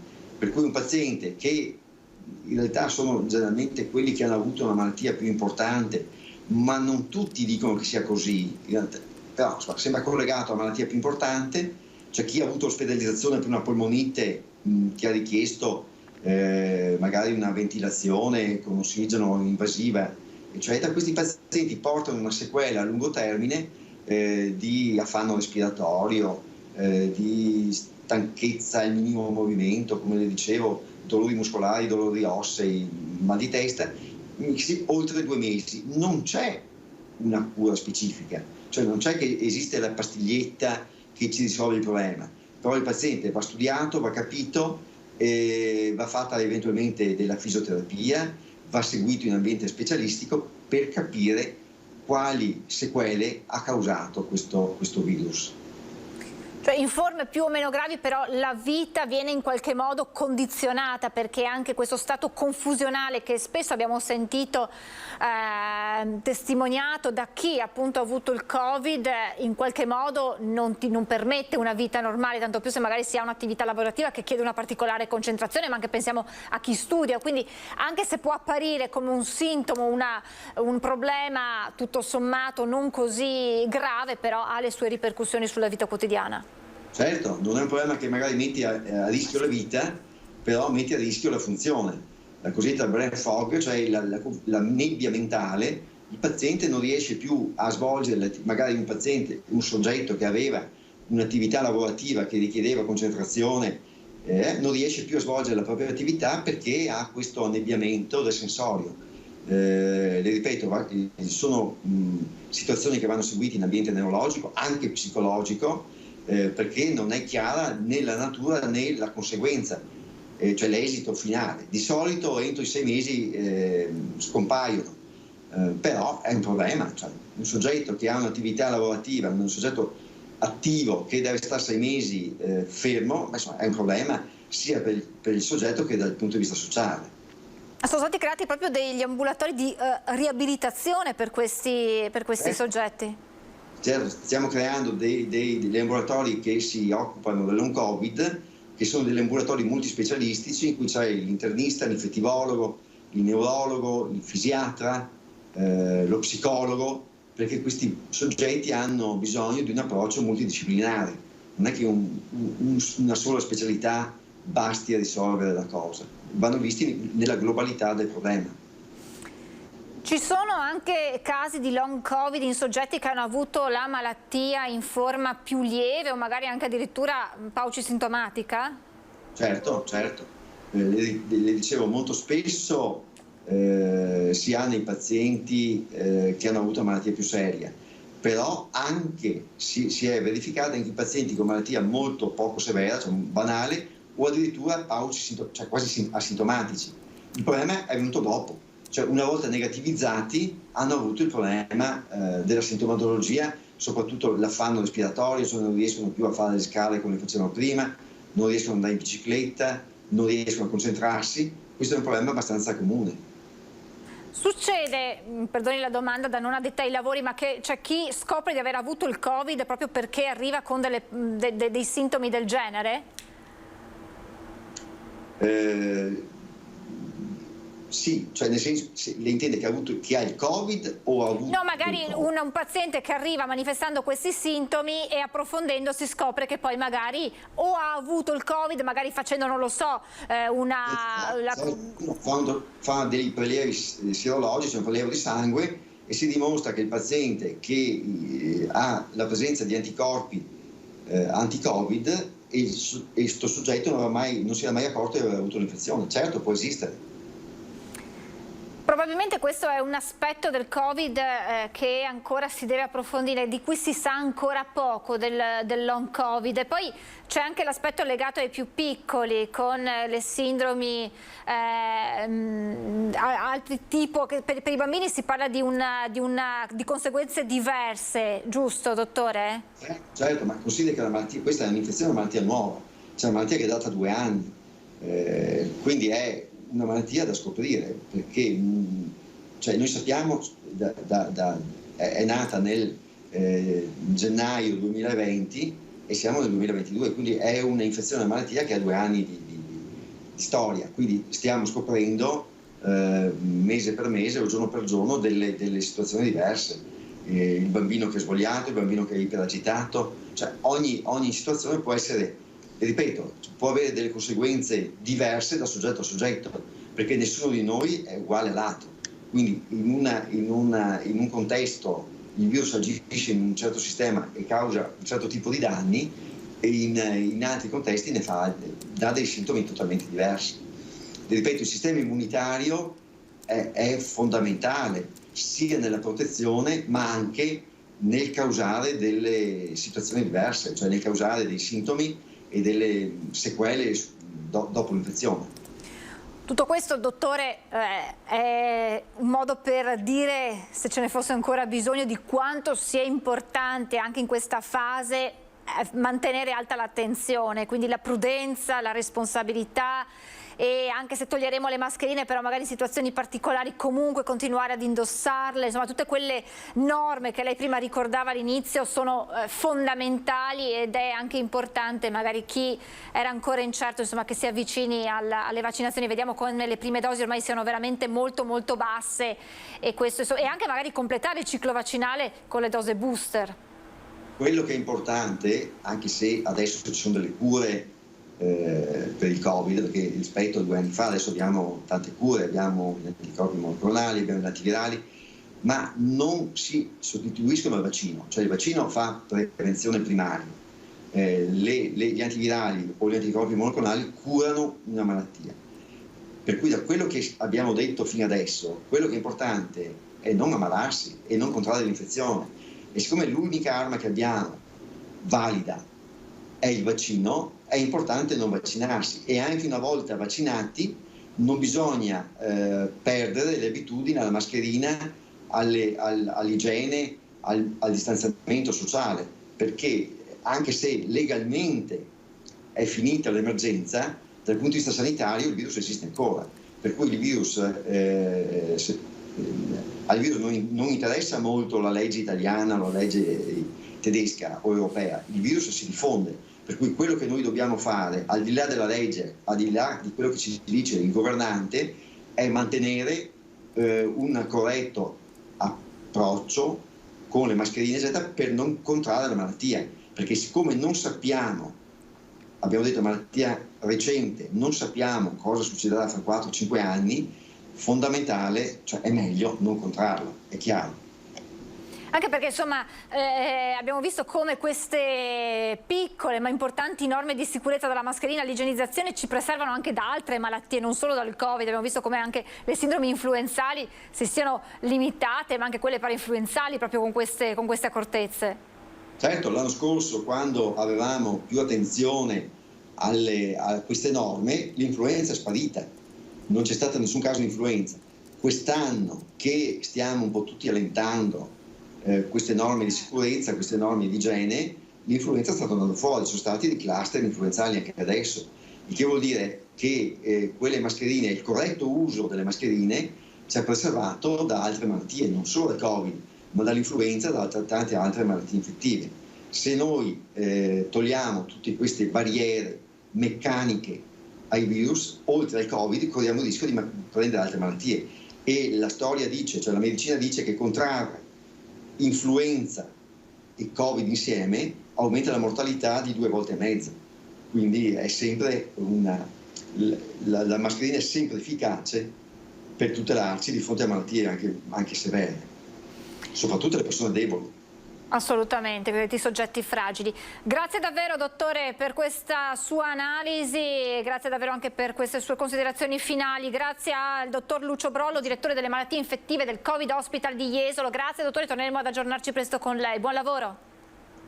Anche a voi, grazie. E questa era la dovuta fotografia della situazione attuale, perché abbiamo detto finisce lo stato di emergenza, ma il virus continua a circolare, lo dicono i dati, e quindi è importante mantenere alta l'attenzione. Poi tra un po' guarderemo anche insieme quello che è il bollettino odierno per quanto riguarda i ricoveri, daremo anche un'occhiata alla scheda sulle vaccinazioni. Abbiamo però degli aggiornamenti di cronaca che è doveroso darvi. Andiamo a Vicenza con un incendio che ha coinvolto nella tarda serata di ieri una mansarda e si è temuto per i residenti della zona di Corso Fogazzaro. Paura in centro storico a Vicenza ieri sera per l'incendio che si è sviluppato nella mansarda di una palazzina in Corso Fogazzaro che è stata evacuata. L'allarme è stato lanciato verso le 22. Apprensione che le fiamme sprigionate al quarto piano dell'edificio nei pressi di Piazza San Lorenzo potessero propagarsi ai tetti delle abitazioni affiancate e all'intera struttura. Immediato l'arrivo sul posto dei vigili del fuoco intervenuti con 22 uomini, 3 autopompe, 2 autobotti, 2 autoscale e 2 mezzi di supporto. L'intervento massiccio in forza ha permesso di circoscrivere l'incendio. Le operazioni sono terminate alle 3:30. Al vaglio dei pompieri ora le cause dell'innesco. Fortunatamente non ci sono stati feriti. E adesso torniamo alla tragedia del piccolo Christian Menin, il bimbo di 6 anni e mezzo che ha perso la vita annegato in una piscina lo scorso agosto a San Pietro in Gu, siamo in provincia di Padova. Il prossimo 16 maggio andranno a processo 5 persone. 5 persone andranno a processo per la morte di Christian Menin, il bimbo di 6 anni e mezzo di Limena, annegato lo scorso 9 agosto nella piscina Conca Verde di San Pietro in Gu.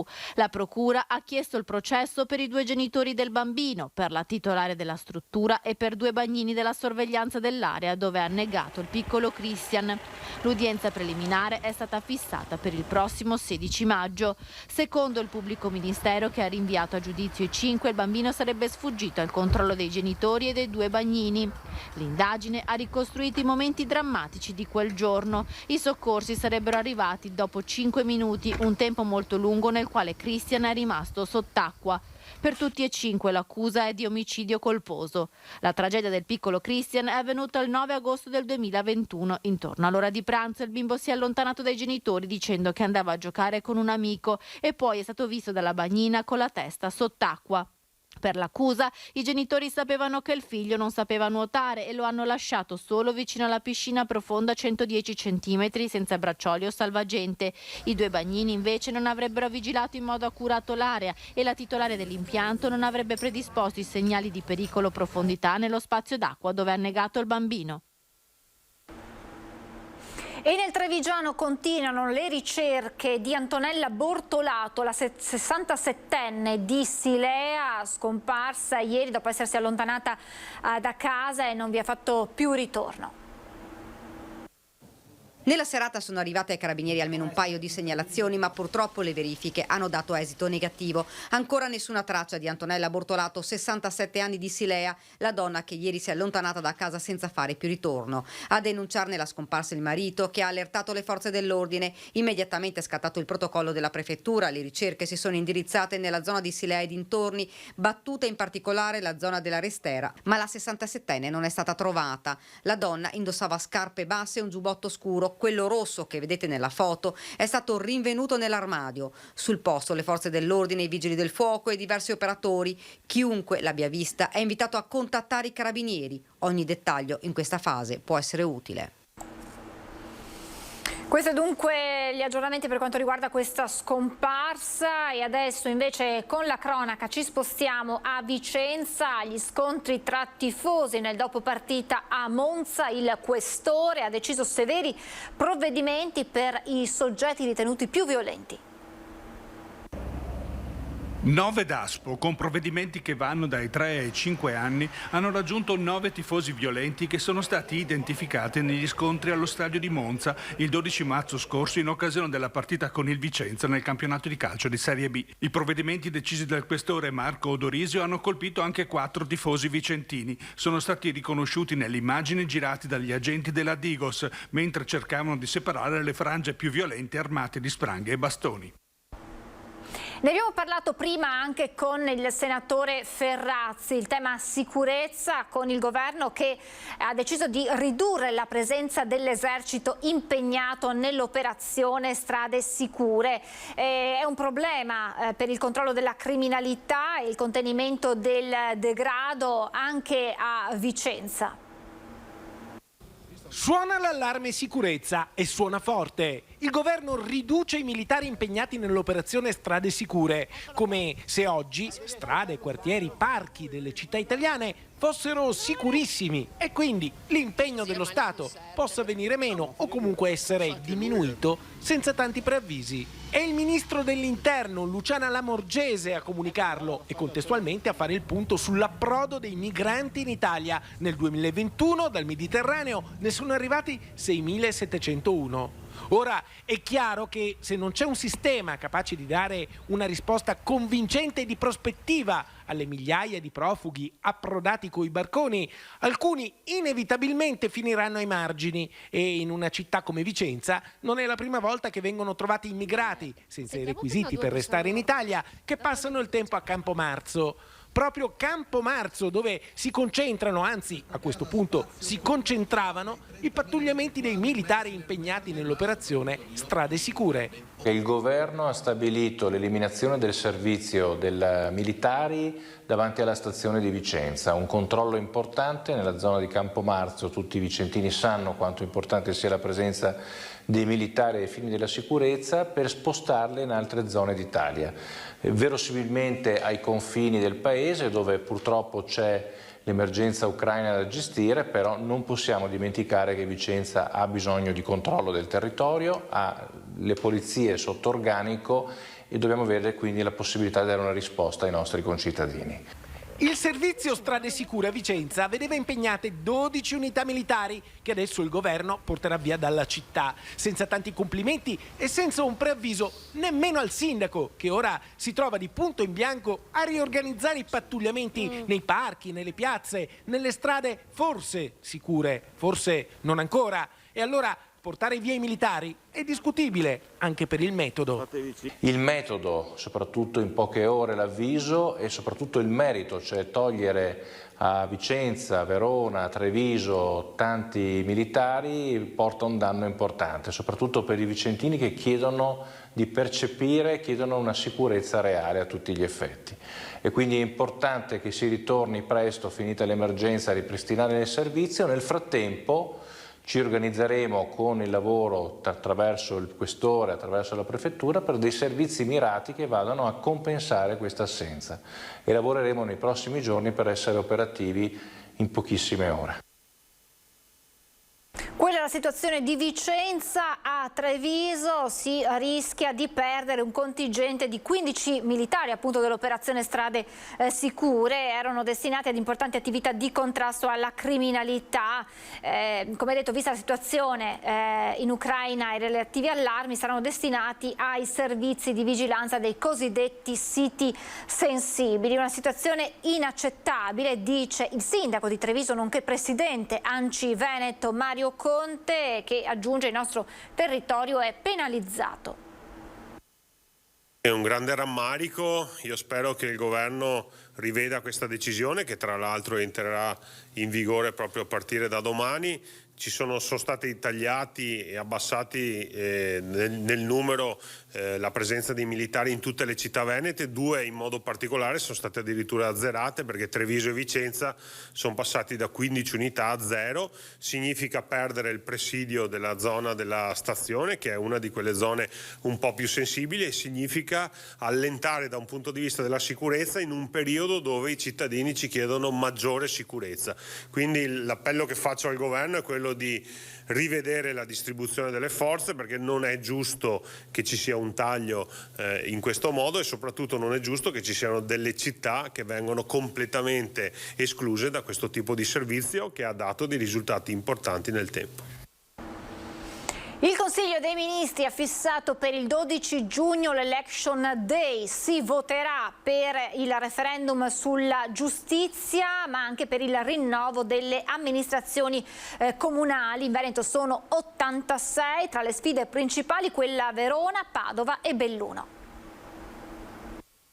Fa piacere vedere che lo Stato ha deciso di accorpare sia i referendum che alle amministrative, questo consente ai nostri cittadini di poter esprimere in un sol momento sia la preferenza per i loro amministratori sia la loro preferenza per i referendum. Consente anche di risparmiare e in questo periodo credo che sia anche qualcosa di importante. Promuove la scelta del governo il presidente di ANCI Veneto Mario Conte. Il 12 giugno quindi si accorperanno referendum ed elezioni comunali, 86 le amministrazioni interessate sul territorio regionale, di queste 18 nel Padovano, 17 nella Marca, 14 a Verona, 12 nel Bellunese, 10 nel Vicentino, seguito dai 9 di Venezia e dai 6 di Rovigo. Le sfide principali nei comuni capoluogo di Padova, Verona e Belluno, mentre nei primi due si presentano i sindaci uscenti Sergio Giordani e Federico Sboarina alla ricerca di una riconferma. A Belluno, dove Jacopo Massaro ha esaurito il suo secondo mandato, la sfida è quanto mai aperta. I ballottaggi sono stati fissati il 26 giugno e riguarderanno,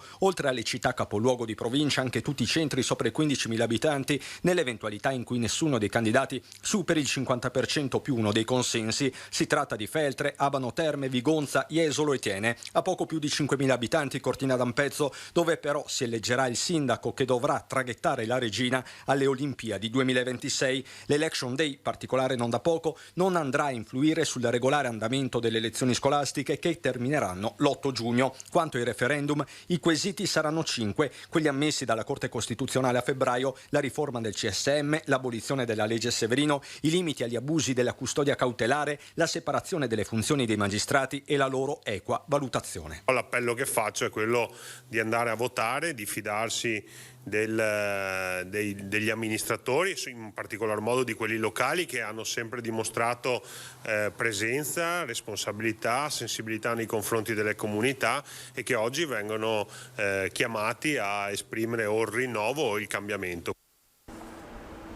E queste dunque le parole del presidente ANCI Veneto Mario Conte. Adesso ci fermiamo, meteo e poi qualche minuto di pubblicità e poi torniamo di nuovo in diretta tra poco.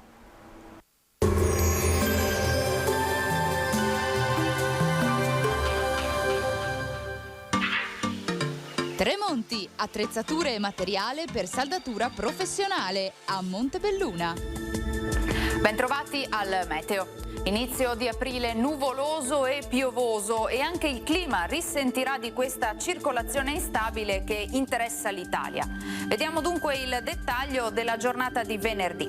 Sul Veneto cielo generalmente coperto con alcune schiarite più che altro in pianura nel corso della mattinata. Prevalgono però le precipitazioni, come vediamo, anche a carattere di rovescio, più frequenti sulle zone centro-settentrionali della nostra regione. Il limite delle nevicate si abbasserà fino a 1000-1300 metri all'incirca. Temperature sostanzialmente stazionarie, un po' più fresche, minime tra 5 e 9 gradi, massime invece tra i 9 e i 16 gradi all'incirca. Spostiamoci ora sul Friuli Venezia Giulia, anche in questo caso piogge moderate o abbondanti, specie nella seconda parte della giornata. In montagna nevicate oltre i 1000-1200 metri, probabilmente fino a fondovalle nel Tarvisiano.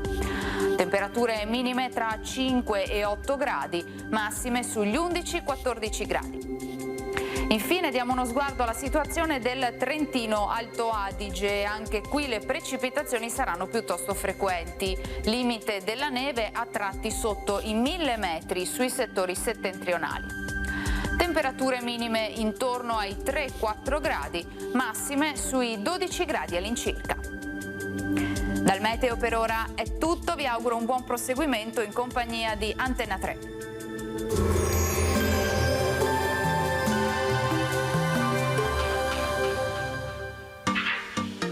Tremonti, attrezzature e materiale per saldatura professionale a Montebelluna.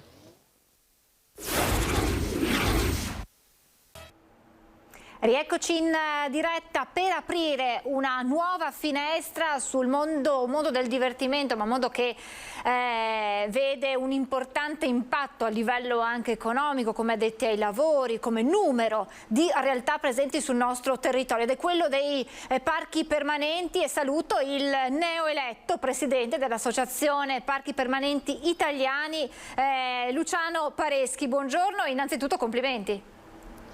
Buongiorno a lei e la ringrazio. È una responsabilità, Presidente, perché come suo primo commento è venuto fuori la volontà di fare in modo che la realtà dei parchi permanenti, che ha numeri importanti, venga presa maggiormente in considerazione in Italia, cosa che già esiste all'estero, mentre in Italia c'è poca attenzione verso questo mondo. Sì, intanto buongiorno a tutti, scusate. Noi ci siamo sentiti ancora in passato in momenti non troppo felici, eravamo in piena situazione di pandemia. I parchi italiani, come altri parchi senz'altro in tutto il mondo, hanno avuto una battuta d'arresto non indifferente in questi ultimi anni. Noi personalmente siamo rimasti chiusi nel 2020 e abbiamo fatto una mezza stagione nel 2021, perché abbiamo aperto il 1° di luglio, abbiamo chiuso il 5 di settembre, quindi una stagione molto corta. I parchi in Italia rappresentano, qui ho dei numeri che è importante ricordare. I visitatori dei parchi tematici, allora torniamo al 2019, prima della pandemia, sono stati 20 milioni. Il fatturato diretto dei parchi è intorno ai 390 milioni di euro. Però bisogna considerare l'indotto, che è fondamentale, e qui arriviamo quasi a 2 miliardi di euro. Perché è importante capire che un parco diventa un punto di aggregazione, un punto molto importante. Intorno a un parco gira un'economia incredibile, legata al ricettivo, agli alberghi, ai campeggi, agli appartamenti, legati ai punti di ristoro, ai negozi, al commercio. Noi impegniamo circa 25.000 lavoratori diretti e tra stagionali e indotto arriviamo a 60.000, quindi incominciano a essere dei numeri abbastanza importanti, ritengo. Avevamo ricordato, Presidente, come i parchi possano diventare un'attrattiva anche per il turista che decide di andare a visitare quella zona, quella città, perché poi magari può accontentare la parte culturale ma anche la parte di divertimento, tanto più se magari in famiglia ci sono dei bambini, proprio perché c'è quel parco tematico. Quindi l'attenzione che dovrebbe esserci è proprio legata anche a questo. Eppure, lei diceva, manca una vera e propria cultura dei parchi tematici nel nostro paese. Perché? Bisognerebbe ricordare quello che è stato fatto in America, dove c'è una grande cultura dei parchi. Pensate solamente a Orlando in Florida, che la creazione dei parchi ha creato un'economia infinita. Sono nate delle città con i parchi. Cito dei numeri giusto per far capire. Una struttura come la Disney, che è l'eccellenza a livello mondiale, fattura circa 70 miliardi di dollari all'anno, giusto per far capire le cifre. Noi siamo fanalino di coda. Ribadisco il fatto che se i parchi venissero aiutati sono fondamentali, sono quel valore aggiunto che si può avere. Faccio l'esempio molto concreto e pratico. Io lavoro da anni in Jesolo. Jesolo è una bellissima località turistica che offre il mare, il sole, ma offrire il sole e il mare è come, non so, avere un albergo e dire al proprio ospite: guarda, qui c'è anche il letto, oppure guarda che c'è anche la stanza da bagno, è la medesima cosa. Cioè, voglio dire solamente che questo ce l'hanno un po' tutti. Cosa può fare la differenza in una località turistica? Beh, può essere la notte di Jesolo, che è l'altra faccia della medaglia, importantissima, ma possono essere tutte quelle strutture, quei valori aggiunti che Jesolo può avere rispetto ad altre località. Che poi, se guardiamo in senso più ampio, anche le località balneari vicine possono fruire di questi servizi. Cioè, io faccio un esempio: se io sono a Caorle, la pista azzurra è Jesolo, non è perché è Jesolo io non vengo, perché è qua la pista azzurra. Cioè, bisogna cercare di allargare un po' la mente, bisogna cercare di non guardare il proprio campanile. Comunque, come stavo dicendo prima, la differenza la fanno determinate strutture, quindi a Jesolo, parliamo di Jesolo, hai la pista azzurra, hai Caribe Bay, Caribbean Golf, il Tropicarium, il Sea Life, il Museo della Scienza, hai tutta una serie di strutture che sono fondamentali. E c'è un altro piccolo particolare, non è tanto piccolo, io ritengo che sia molto molto importante, che queste strutture oggi come oggi è quasi impossibile poterle realizzare, non ci sono le economie, i numeri non stanno in piedi. Quindi oserei dire che quello che c'è, quello che non c'è difficilmente si potrà realizzare, ma scivola anche rispetto a investimenti così importanti come un Caribe Bay. Posso parlare anche di un semplice locale, una semplice discoteca, oggi come oggi non sta più in piedi. Ho avuto modo di parlare con un carissimo amico Francesco Calzavara, che lui ha tra le varie attività anche la pista azzurra. Mi diceva che avevano fatto una nuova pista di Cocar, non so dove, nel Veneto, e dopo 1 anno e mezzo, 2 anni, purtroppo non ce l'hanno più fatta a reggere. Quindi quello che voglio dire è fondamentale avere strutture di questo tipo. E quest'anno, per esempio, lei parlava di essere attrattori.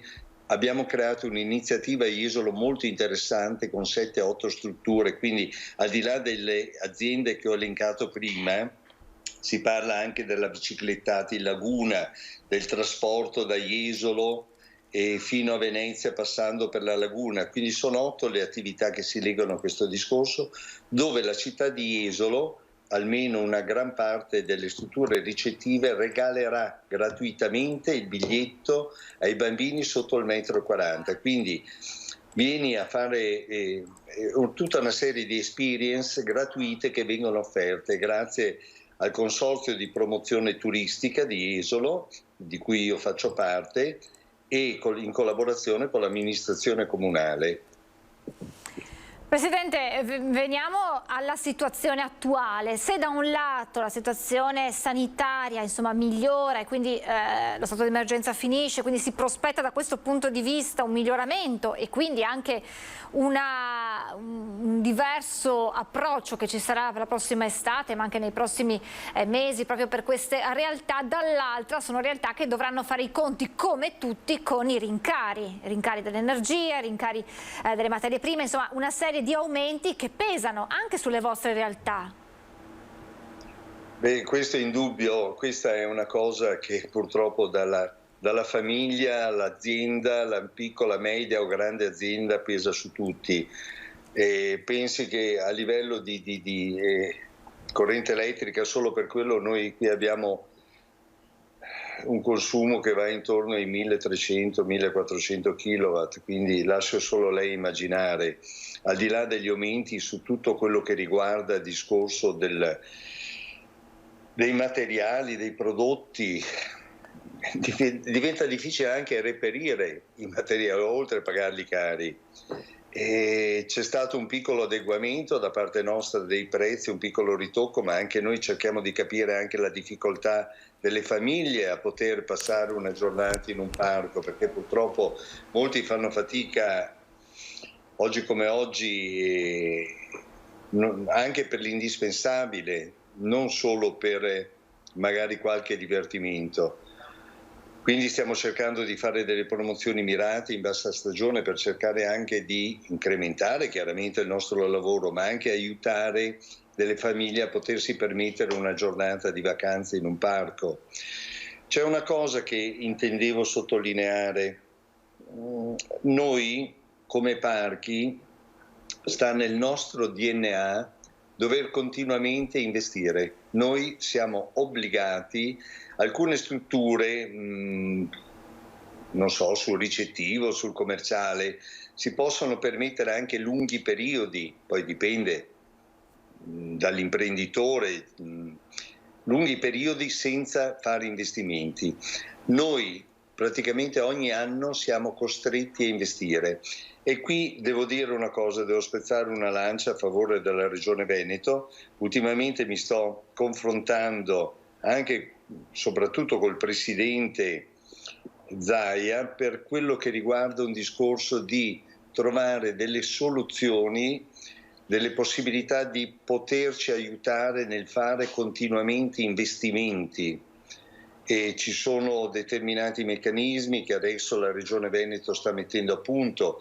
Ci sono stati dei bandi regionali, ma hanno visto una distribuzione a pioggia dei contributi. Lei faccia solamente conto, non sto dicendo nulla di nuovo perché ve l'ho già detto, noi nel 2020 sta rimanendo chiusi, abbiamo perso 2 milioni di finanziario, cioè abbiamo aggravato il nostro indebitamento di 2 milioni, non un mancato fatturato, ma 2 milioni di perdita netta.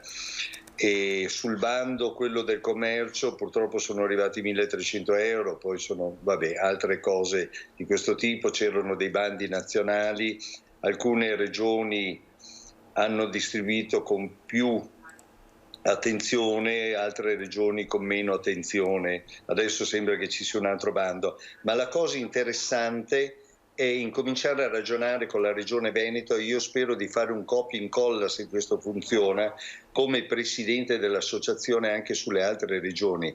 I parchi hanno bisogno di innovare continuamente, hanno bisogno di investire, hanno bisogno di, e quindi faranno lavorare senz'altro più persone, più aziende. E questa è un po' nel DNA. Pensi che è un po' quello che ha detto Disney ancora agli inizi, è una frase che io ripeto continuamente: se puoi sognarlo puoi farlo. E per avere strutture come la nostra, come un parco che è mirato verso il divertimento, tu devi poter sognare. Tu sei sempre come un Peter Pan, che per volare devi poter sognare. Noi amiamo le nostre strutture. Il grosso dispiacere in questi 2 anni di pandemia che abbiamo visto molte aziende italiane chiudere, o se non chiudere essere acquistate da fondi di investimento stranieri. Sinceramente non ci ha fatto piacere. E il fatto anche della mia presidenza è anche legato a questo fatto qui, cercare di fare squadra, cercare di fare gruppi d'acquisto assieme per cercare di creare maggiori economie per i parchi e anche per l'associazione, che possa essere sempre più forte. Ecco, cosa significa dei gruppi d'acquisto, Presidente, la sua proposta proprio per calmierare l'aumento dei prezzi delle materie prime? E in che modo si potranno mettere in pratica? E poi, prima però le chiedo se è possibile fare una stima di a quanto ammontano questi aumenti, almeno in percentuale, per proprio, ad esempio, l'energia. Lei ci parlava insomma di un importante utilizzo naturalmente per far funzionare i vostri parchi. Guardi, se devo essere sincero, ho preferito non pensarci fino adesso. Immagino. Tanto quando arriverà la bolletta arriverà. Io ho calcolato che avremo un raddoppio di quelle che sono le spese, tra una cosa e l'altra. Un raddoppio delle spese, almeno per quello che riguarda determinate cose. Per quello che riguarda i gruppi d'acquisto, chiaramente io non posso mettermi, perché ogni parco ha i propri fornitori. Quindi io, come dico sempre, non possiamo parlare di gelato, di Algida o Samontana, non possiamo parlare di bibite o Pepsi o Coca-Cola, perché chiaramente uno ha un contratto magari triennale o quinquennale con un'azienda, quindi non sarebbe possibile. Ma su determinate cose sì, si può fare. Per esempio, lasciamo stare l'energia elettrica adesso che siamo sulle montagne russe, che una volta va su, una volta va giù e no. Diventa difficile fare un discorso di questo tipo, ma per esempio le assicurazioni, la telefonia, ci sono tante voci che si possono affrontare, ma poi c'è un altro discorso che forse fino adesso è stato un po' trascurato anche dai parchi.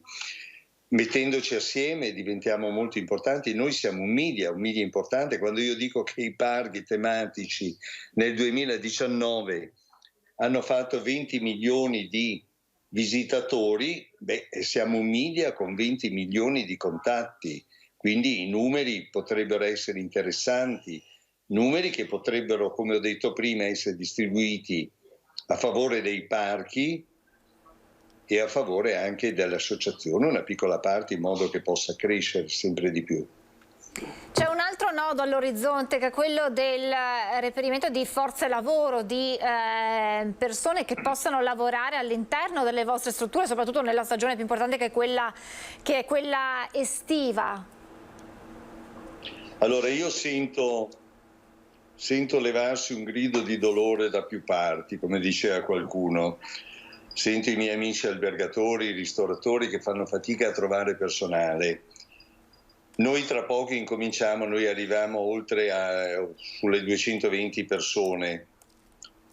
Io spero di non avere questo problema. Sinceramente, però è una cosa che non dovrei dirle perché si arrabbiano in molti, ma come posso non dirla se è quello che penso, e se si arrabbiano pazienza. Penso che con questo reddito di cittadinanza non abbia aiutato molto.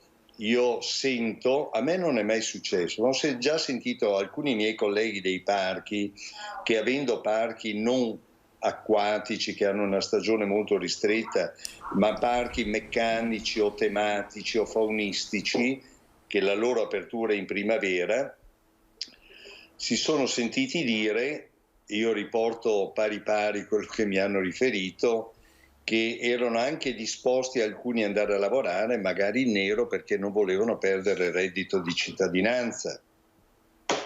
Lascio a voi i commenti. Per me non ha fatto bene, ma questa è una mia personalissima opinione. Quindi vede questo problema, cioè si rischia di rimanere senza quella che poi è l'infa vitale, cioè la manodopera che lavora all'interno, in tanti ruoli, con tante competenze diverse, ma all'interno dei vostri parchi. Sì, e in effetti questo rischio esiste, almeno per quello che le ho detto, che mi hanno riferito alcuni miei colleghi. Sembra che quest'anno ci sia questo problema di reperire personale, che è un'incongruenza, perché in questo momento di crisi eccetera eccetera le persone dovrebbero essere motivate a cercare lavoro. Non so, tra poco, se avremo modo di vederci ancora, le dirò com'è andata, perché incominceremo, penso tra una quindicina di giorni, i primi colloqui con i ragazzi. Noi forse abbiamo la fortuna che abbiamo tantissimi ragazzi giovani che vanno a scuola e staccano, bravi ragazzi tra l'altro, perché veramente anche l'anno scorso è stato un periodo breve, ma avevamo una squadra bellissima di ragazzi che poi è fantastico, perché hanno una voglia, quando tu le parli, quando ti fai ascoltare, le spieghi le cose, hanno bisogno di attenzione, vedi che vogliono crescere. Per me è, al di là di alcuni personaggi di cui si sente parlare, insomma ragazzi che sono un po' scapestrati, io penso che ci sia una bellissima generazione che sta vedendo avanti, che hanno voglia di imparare. Io mi auguro, così chiudendo le scuole, che loro vengano motivati come tutti gli altri anni. Spero di non avere problemi di questo tipo. Quindi da sfatare un po' l'idea che i giovani d'oggi abbiano poca voglia di sacrificarsi, di impegnarsi. Lei pensi solamente che questi ragazzi studiano tutto l'anno e il periodo delle vacanze sono qui a lavorare. È un fatto abbastanza normale in questo territorio, ragazzi di San Donà, di Mestre che vengono, ragazzi di Esolo che vengono di altri posti. Poi io dico sempre, qui abbiamo una grande fortuna, noi vendiamo divertimento, certo. Ed è una cosa bellissima vendere divertimento rispetto ad altre aziende, quindi forse è un motivo di più. Diciamo che Caribe Bay, così, questi parchi sono molto molto intriganti, insomma, per i giovani. Diciamo che uniscono l'utile al dilettevole, ecco, che non fa mai male. Ma d'altronde è un po' contagioso. Noi facciamo i corsi, spieghiamo ai ragazzi cosa si aspetta l'ospite non il cliente, l'ospite, perché sei ospite quando vieni a casa mia. E io dico sempre ai ragazzi, al di là di tutto, ogni tanto ricordo, quando qualcuno arriva, se siete su uno scivolo, siete in Bascaonde o in qualsiasi altro posto, quando arriva qualcuno sorridete e salutate, non serve tanto, un bel sorriso e un saluto e voi verrete immediatamente corrisposti.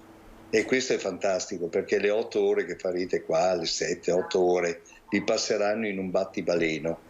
Avrete 100.000 persone che vi sorridono e vi salutano, è una cosa fantastica. Diciamo che è un po' un modo di vivere che bisognerebbe adottare tutti i giorni, quello di sorridere un po' più spesso, di affrontare la vita con il sorriso. Grazie davvero Presidente Luciano Pareschi dell'Associazione Parchi Permanenti Italiani, e allora torneremo ad aggiornarci per capire che stagione estiva sarà da tutti i punti di vista. Grazie davvero, buon lavoro. Grazie a tutti voi, grazie.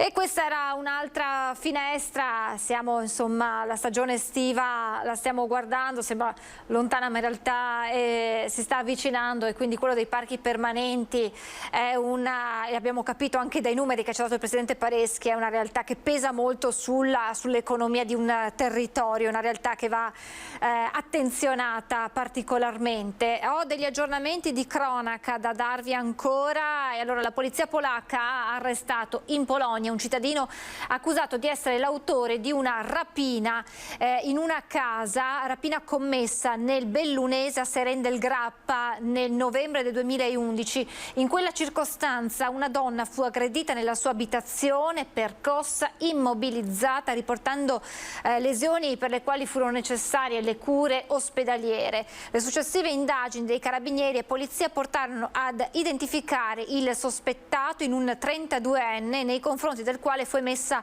una sentenza di condanna a 7 anni di reclusione per rapina aggravata e lesioni personali gravi. L'uomo, raggiunto da ordine di carcerazione e datosi alla latitanza, è stato localizzato nella città polacca, dove è stato catturato in attesa di essere consegnato alle autorità italiane. Mentre i carabinieri della compagnia di Cesenatico hanno fermato un uomo ritenuto responsabile dell'aggressione e della violenza sessuale commessa l'11 febbraio su una donna di 60 anni. La vittima era stata avvicinata mentre passeggiava nei pressi della foce del Rubicone a Gatteomare, picchiata e stuprata in spiaggia. I militari hanno identificato l'indagato di nazionalità marocchina e lo hanno rintracciato il 26 marzo, ma se ne ha notizia solo oggi, in un comune della provincia di Verona. Il fermo è stato convalidato e l'uomo si trova ora in carcere. Questi sono gli aggiornamenti di cronaca. Abbiamo parlato dell'importanza del turismo per la nostra economia, turismo che arriva e che gravita intorno agli aeroporti. E ieri è stato fatto un po' il punto da Save con il direttore che ha annunciato segnali di ripresa a partire da una nuova base di Ryanair, e poi ha detto rispetto all'aeroporto di Treviso lo scalo di Venezia ha una ripresa un po' più complicata. Noi puntiamo a cercare di ritornare il prima possibile a quello che era il 2019, no? L'anno base. Questo anno base dove Venezia rispetto a Treviso è un po' più lenta, proprio perché Venezia storicamente dipende tantissimo su quello che sono i voli intercontinentali. Fare previsioni numeriche in termini di presenze è difficile, se non impossibile, viste le continue variabili cui ci si è trovati di fronte negli ultimi anni, prima con il Covid, ora con la guerra e il caro carburante. Ma evidenzia il direttore di Save, per l'aeroporto Marco Polo è più complesso rispetto a quello trevigiano. Noi siamo un aeroporto che un territorio che ovviamente si esprime moltissimo in termini di business travel, però è anche un territorio che è molto molto importante. Siamo la prima regione di visitatori esteri in Italia, di conseguenza finché i visitatori non tornano Venezia arranca magari più di qualche aeroporto che è più fondato su quello che è il traffico domestico o outbound, per cui la ripresa la stiamo vedendo. Anche se con occhio sempre attento, ma un buon segnale è già evidente con l'apertura di una base Ryanair che porterà 100 nuovi posti di lavoro e 17 nuove rotte nonostante i prezzi del carburante.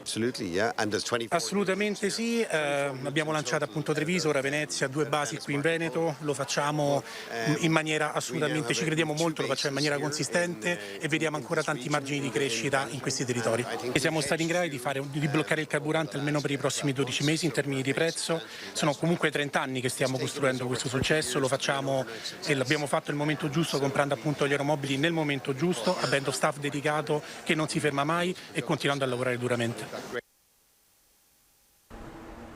E dunque questa è anche la situazione per gli aeroporti di Venezia e di Treviso in ottica di ripartenza. Adesso vado a salutare, lo ringrazio per essere con noi, il dottor Walter Di Fulvio, chirurgo odontoiatrico. Buongiorno dottore, benvenuto. Buongiorno. Allora, buongiorno a tutti. Buongiorno dottore, noi abbiamo parlato di pandemia, abbiamo parlato in questi 2 anni, oltre 2 anni di pandemia, di come la paura del contagio prima e poi quelle che sono state le ripercussioni anche a livello economico legate purtroppo alla pandemia hanno tenuto lontani i cittadini italiani, i veneti, da quelle che erano le cure anche di routine, le cure di controllo, le visite di controllo e lontani dagli ospedali, lontani dai propri medici e lontani, dottore, anche dagli studi odontoiatrici, dai dentisti? Sì, certo, questi anni di pandemia hanno avuto una grande diminuzione dell'afflusso dei pazienti, soprattutto nel 2020 abbiamo avuto il lockdown in cui soltanto le strutture pubbliche e private accreditate erano aperte, gli studi dentistici normali erano chiusi e si potevano recare nelle strutture odontoiatriche soltanto i pazienti con dolore dopo un triage informativo che veniva fatto al telefono. Poi nella seconda parte del 2020 l'afflusso è cominciato sempre soltanto per le cure. Nel 2021 l'afflusso è aumentato grazie alla campagna di vaccinazione e la paura è diminuita, fino ad attestarsi nel secondo semestre del 21 ad una popolazione di pazienti quasi normale. Purtroppo adesso stiamo assistendo ad un'altra forma di diminuzione della popolazione di pazienti all'interno degli studi e soprattutto a una diminuzione della qualità dei trattamenti, cioè adesso le persone fanno il minimo indispensabile, evitano le grandi riabilitazioni e questo per un altro tipo di paura. La paura del caro bollette, del caro gas, della benzina, di tutti i generi primari il cui costo sta aumentando, eccetera. Cioè si risparmia sulla salute? Adesso sì, all'inizio della pandemia, tra l'altro una gran parte di popolazione ha avuto un potere d'acquisto diminuito in quanto tutti quelli che lavoravano e lavorano, gli esercenti pubblici a contatto con il pubblico, penso ai negozi, ai ristoranti, fino ovviamente alle discoteche che sono quelle che hanno sofferto di più, hanno avuto un potere d'acquisto decimato. Invece coloro i quali avevano e godono di uno stipendio fisso hanno avuto durante il lockdown o durante il periodo della pandemia, il periodo più alto di pandemia, la possibilità di aumentare il risparmio e paradossalmente quindi hanno ora una capacità di acquisto più grande. Questo si è visto nel secondo semestre del 2021 in cui c'era stato proprio un ritorno dei pazienti alle riabilitazioni anche più complesse e quindi anche più costose. Ma quindi, dottore, succede che dei pazienti di fronte magari ad una diagnosi che comporta una spesa anche importante vi dicano apertamente ora non posso, la rimando, aspetto, proprio per questa paura, questa incertezza legata ai rincari di cui tanto stiamo parlando? Assolutamente, questo è il problema di adesso, di questo periodo. Allora, da sempre ci sono dei pazienti che ci dicono ora non posso, magari più tardi, oppure ci domandano la rateizzazione che noi offriamo sempre attraverso delle forme di finanziamento con delle società dedicate. Ma adesso c'è proprio un periodo di grande incertezza e qualcuno anche di quasi angoscia, perché la sera quando torna a casa vede guerra, i prezzi dei beni primari, pasta, olio, crescono, visto che il grano viene soprattutto da Russia e Ucraina, e quindi l'incertezza e la paura crea una diminuzione della domanda di trattamenti, certo, di riabilitazioni. Quindi immagino che magari soprattutto durante la pandemia, ma anche adesso, riscontriate magari delle situazioni che si sono aggravate proprio per un ritardo nella cura, quindi magari situazioni anche che avrebbero potuto richiedere una seduta sola e quindi un intervento molto limitato, che invece poi si sono aggravate e richiedono quindi delle cure più importanti.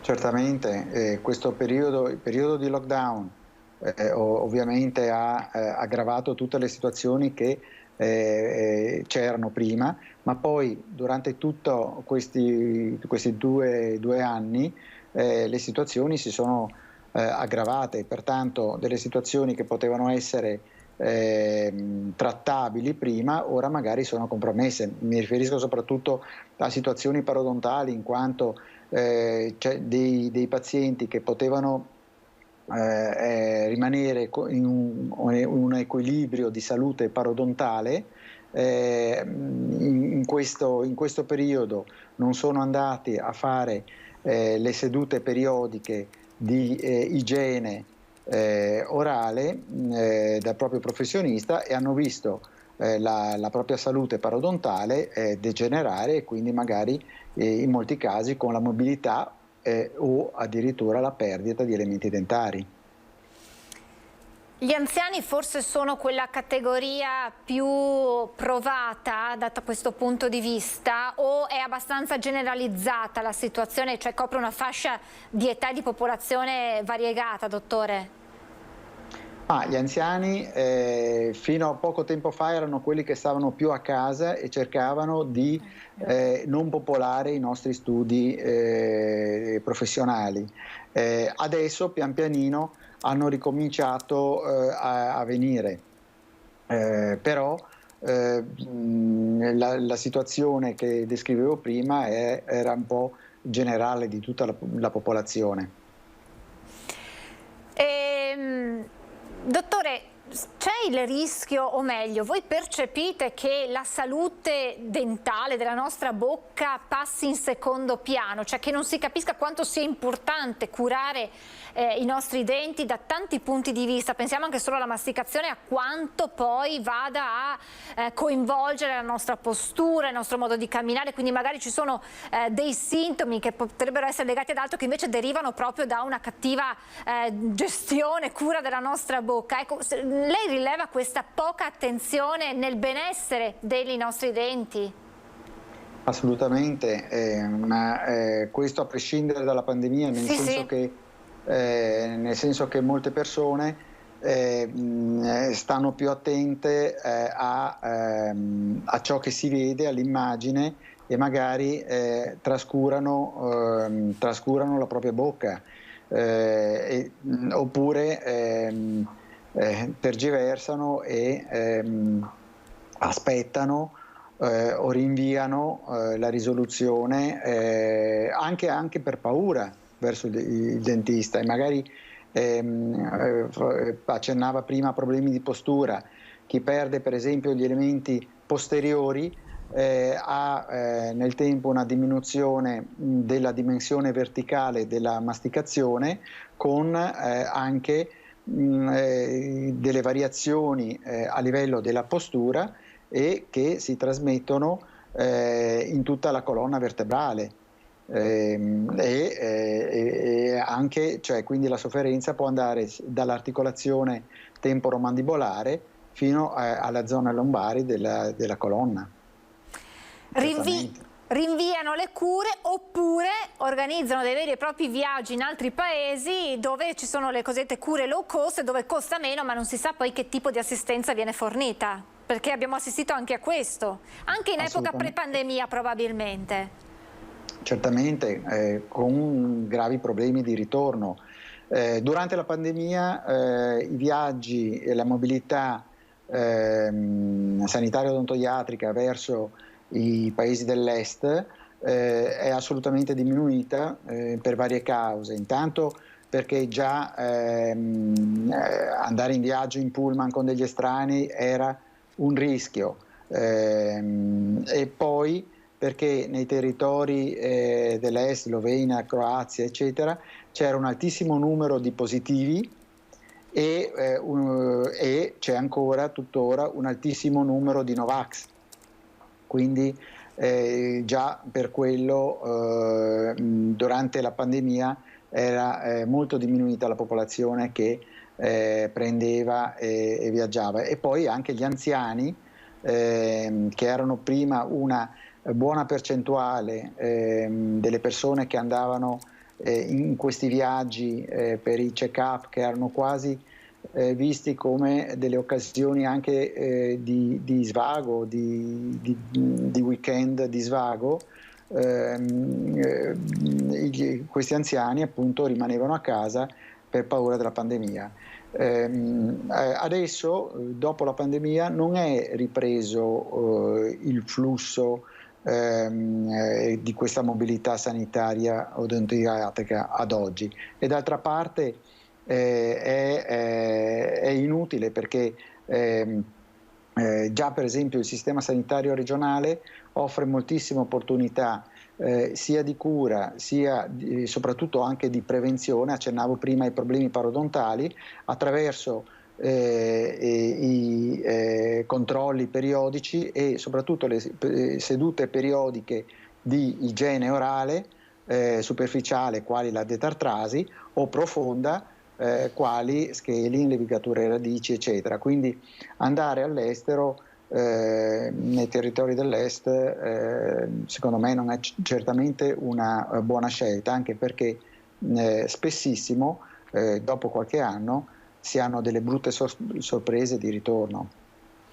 È sempre meglio affidarsi a dei professionisti e soprattutto l'invito che facciamo a tutti è quello di prestare maggiore attenzione alla cura del proprio corpo a 360 gradi, a partire proprio dalla bocca, per i motivi che aveva detto lei, quindi fare attenzione e non trascurare questo aspetto.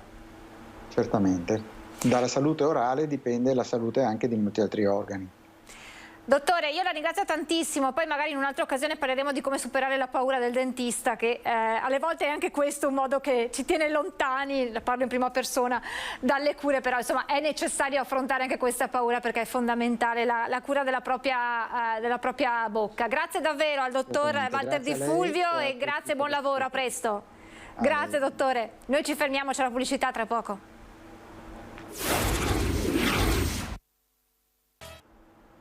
Rieccoci in diretta, abbiamo una notizia di cronaca che arriva dal Bellunese, dove un 48enne di origini senegalesi ma residente a Cordignano nel Trevigiano ha perso la vita questa mattina intorno alle 7 a San Felice tra Sedico e Trichiana. L'uomo si trovava in sella ad una bicicletta quando è stato investito da un furgoncino.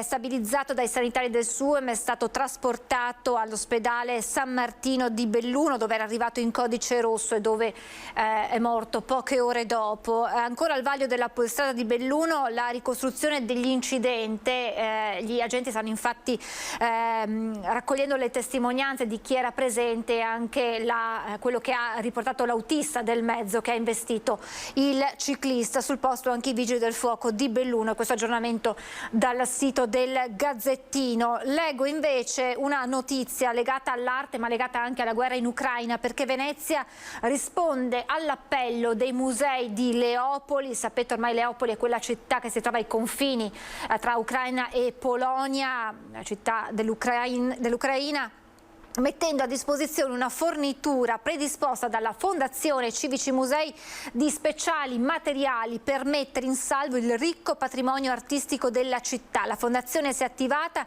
nei confronti della Galleria Nazionale delle Arti e degli altri musei della città con l'invio di speciali materiali di imballaggio che verranno utilizzati per la messa in sicurezza delle opere e la loro protezione dalle azioni di guerra. Venezia che si prepara alla ormai imminente Pasqua ad accogliere i turisti, ma anche poi che guarda già la prossima estate in tutte le sue località, da Venezia Centro Storico alle spiagge del Lido. Buongiorno a Lorenzo Maier. Che previsioni si fanno per questa stagione estiva e per i turisti che sceglieranno Venezia per le loro vacanze? Abbiamo ancora negli occhi l'assalto alla città durante i giorni del Carnevale. Buongiorno Lorenzo. Buongiorno Francesca, a te e ai nostri telespettatori.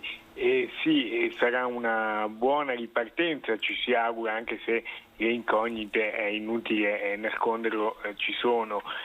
Comunque già dallo scorso fine settimana a Venezia, come giustamente dicevi tu da studio, si è riempita di ospiti, di persone che sono venute anche semplicemente a trascorrere la giornata in laguna, oppure da chi magari ha voluto trascorrere un weekend più lungo.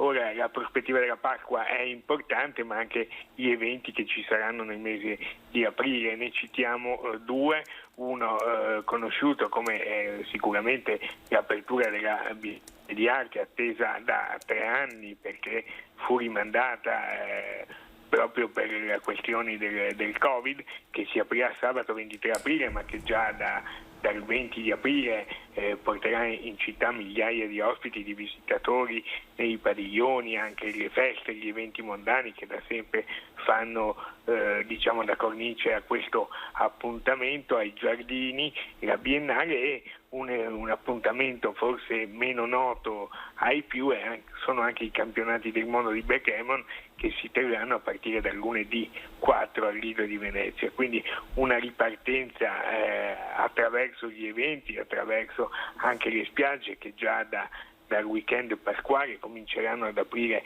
tempo permettendo ovviamente i ombrelloni, eventi e mare, che sembrano essere le due caratteristiche speriamo vincenti per una ripartenza. Le previsioni, le prospettive, le prenotazioni sono buone, anche se, come ricordavano recentemente qualche giorno fa gli albergatori, c'è un po' di preoccupazione, perché certamente, come è ovvio che sia, non ci sarà il turismo russo, che è un turismo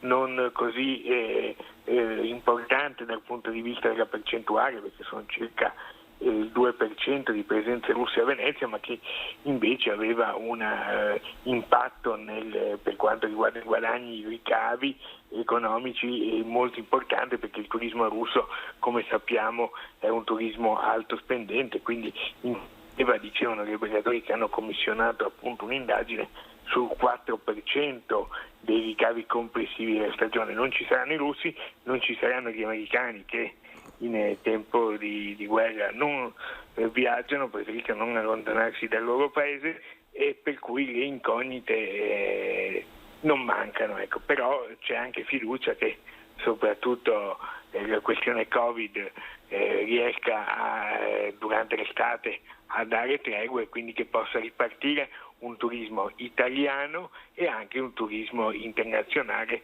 per questi eventi che abbiamo detto, e anche perché la situazione rispetto alla scorsa stagione, che già Venezia aveva fatto registrare un tasso di presenze molto alto anche rispetto alle altre città, ci sia un ulteriore miglioramento, quindi l'ottimismo non manca.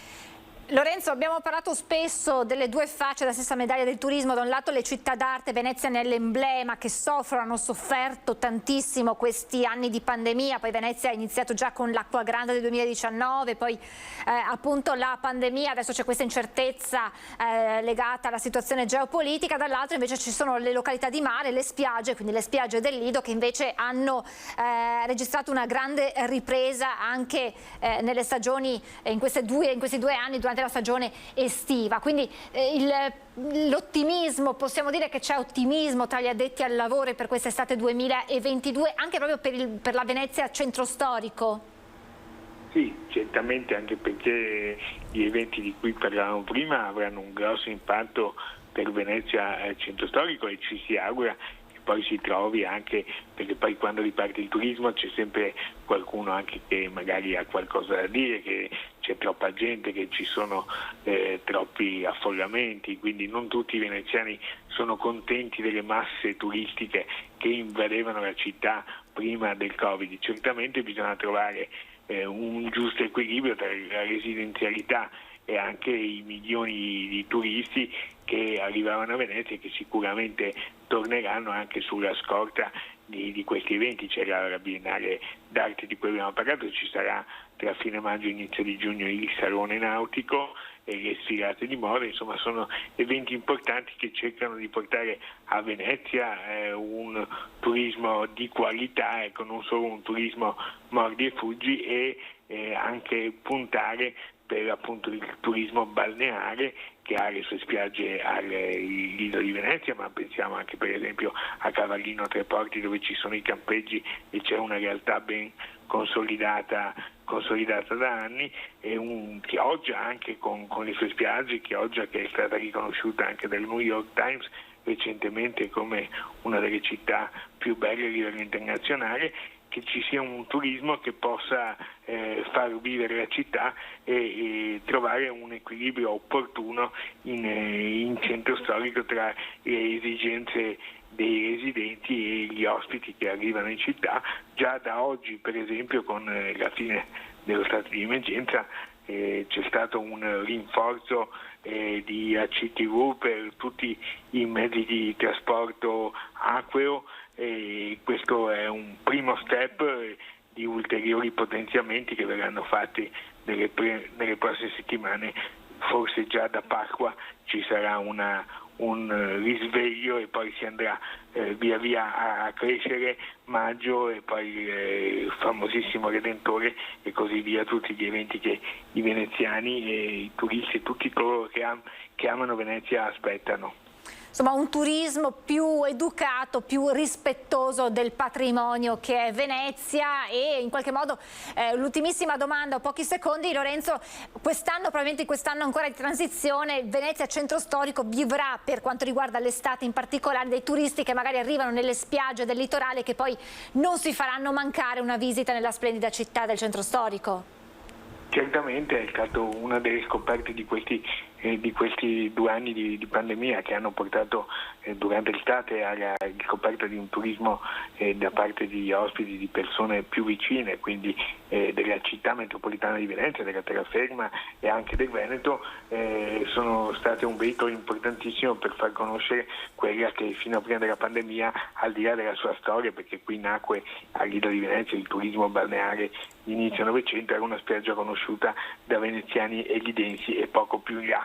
Ecco, qui invece i veneti e i residenti della città metropolitana e delle regioni vicine hanno in questi 2 anni usufruito, potuto apprezzare delle spiagge che ci sono al Lido, ma appunto anche a Cavallino nell'estuario, nella gronda lagunare, e quindi ne hanno dato ampio risalto, come si è visto già l'anno scorso da presenze che soprattutto il sabato e domenica anche nelle isole forse meno conosciute, come per esempio Pellestrina, avevano veramente numeri importanti. Grazie davvero a Lorenzo Maier e buon lavoro. Naturalmente torneremo ad aggiornarci con te molto presto. Grazie Lorenzo. A voi. Noi abbiamo finito, siamo in chiusura, naturalmente alle 18:30 con l'edizione del Veneto ritorna l'informazione di Antenna 3 e poi a seguire l'edizione di Venezia e poi tutte le notizie da Treviso e provincia a partire dalle 19:30. Grazie per averci seguito e buon proseguimento di giornata.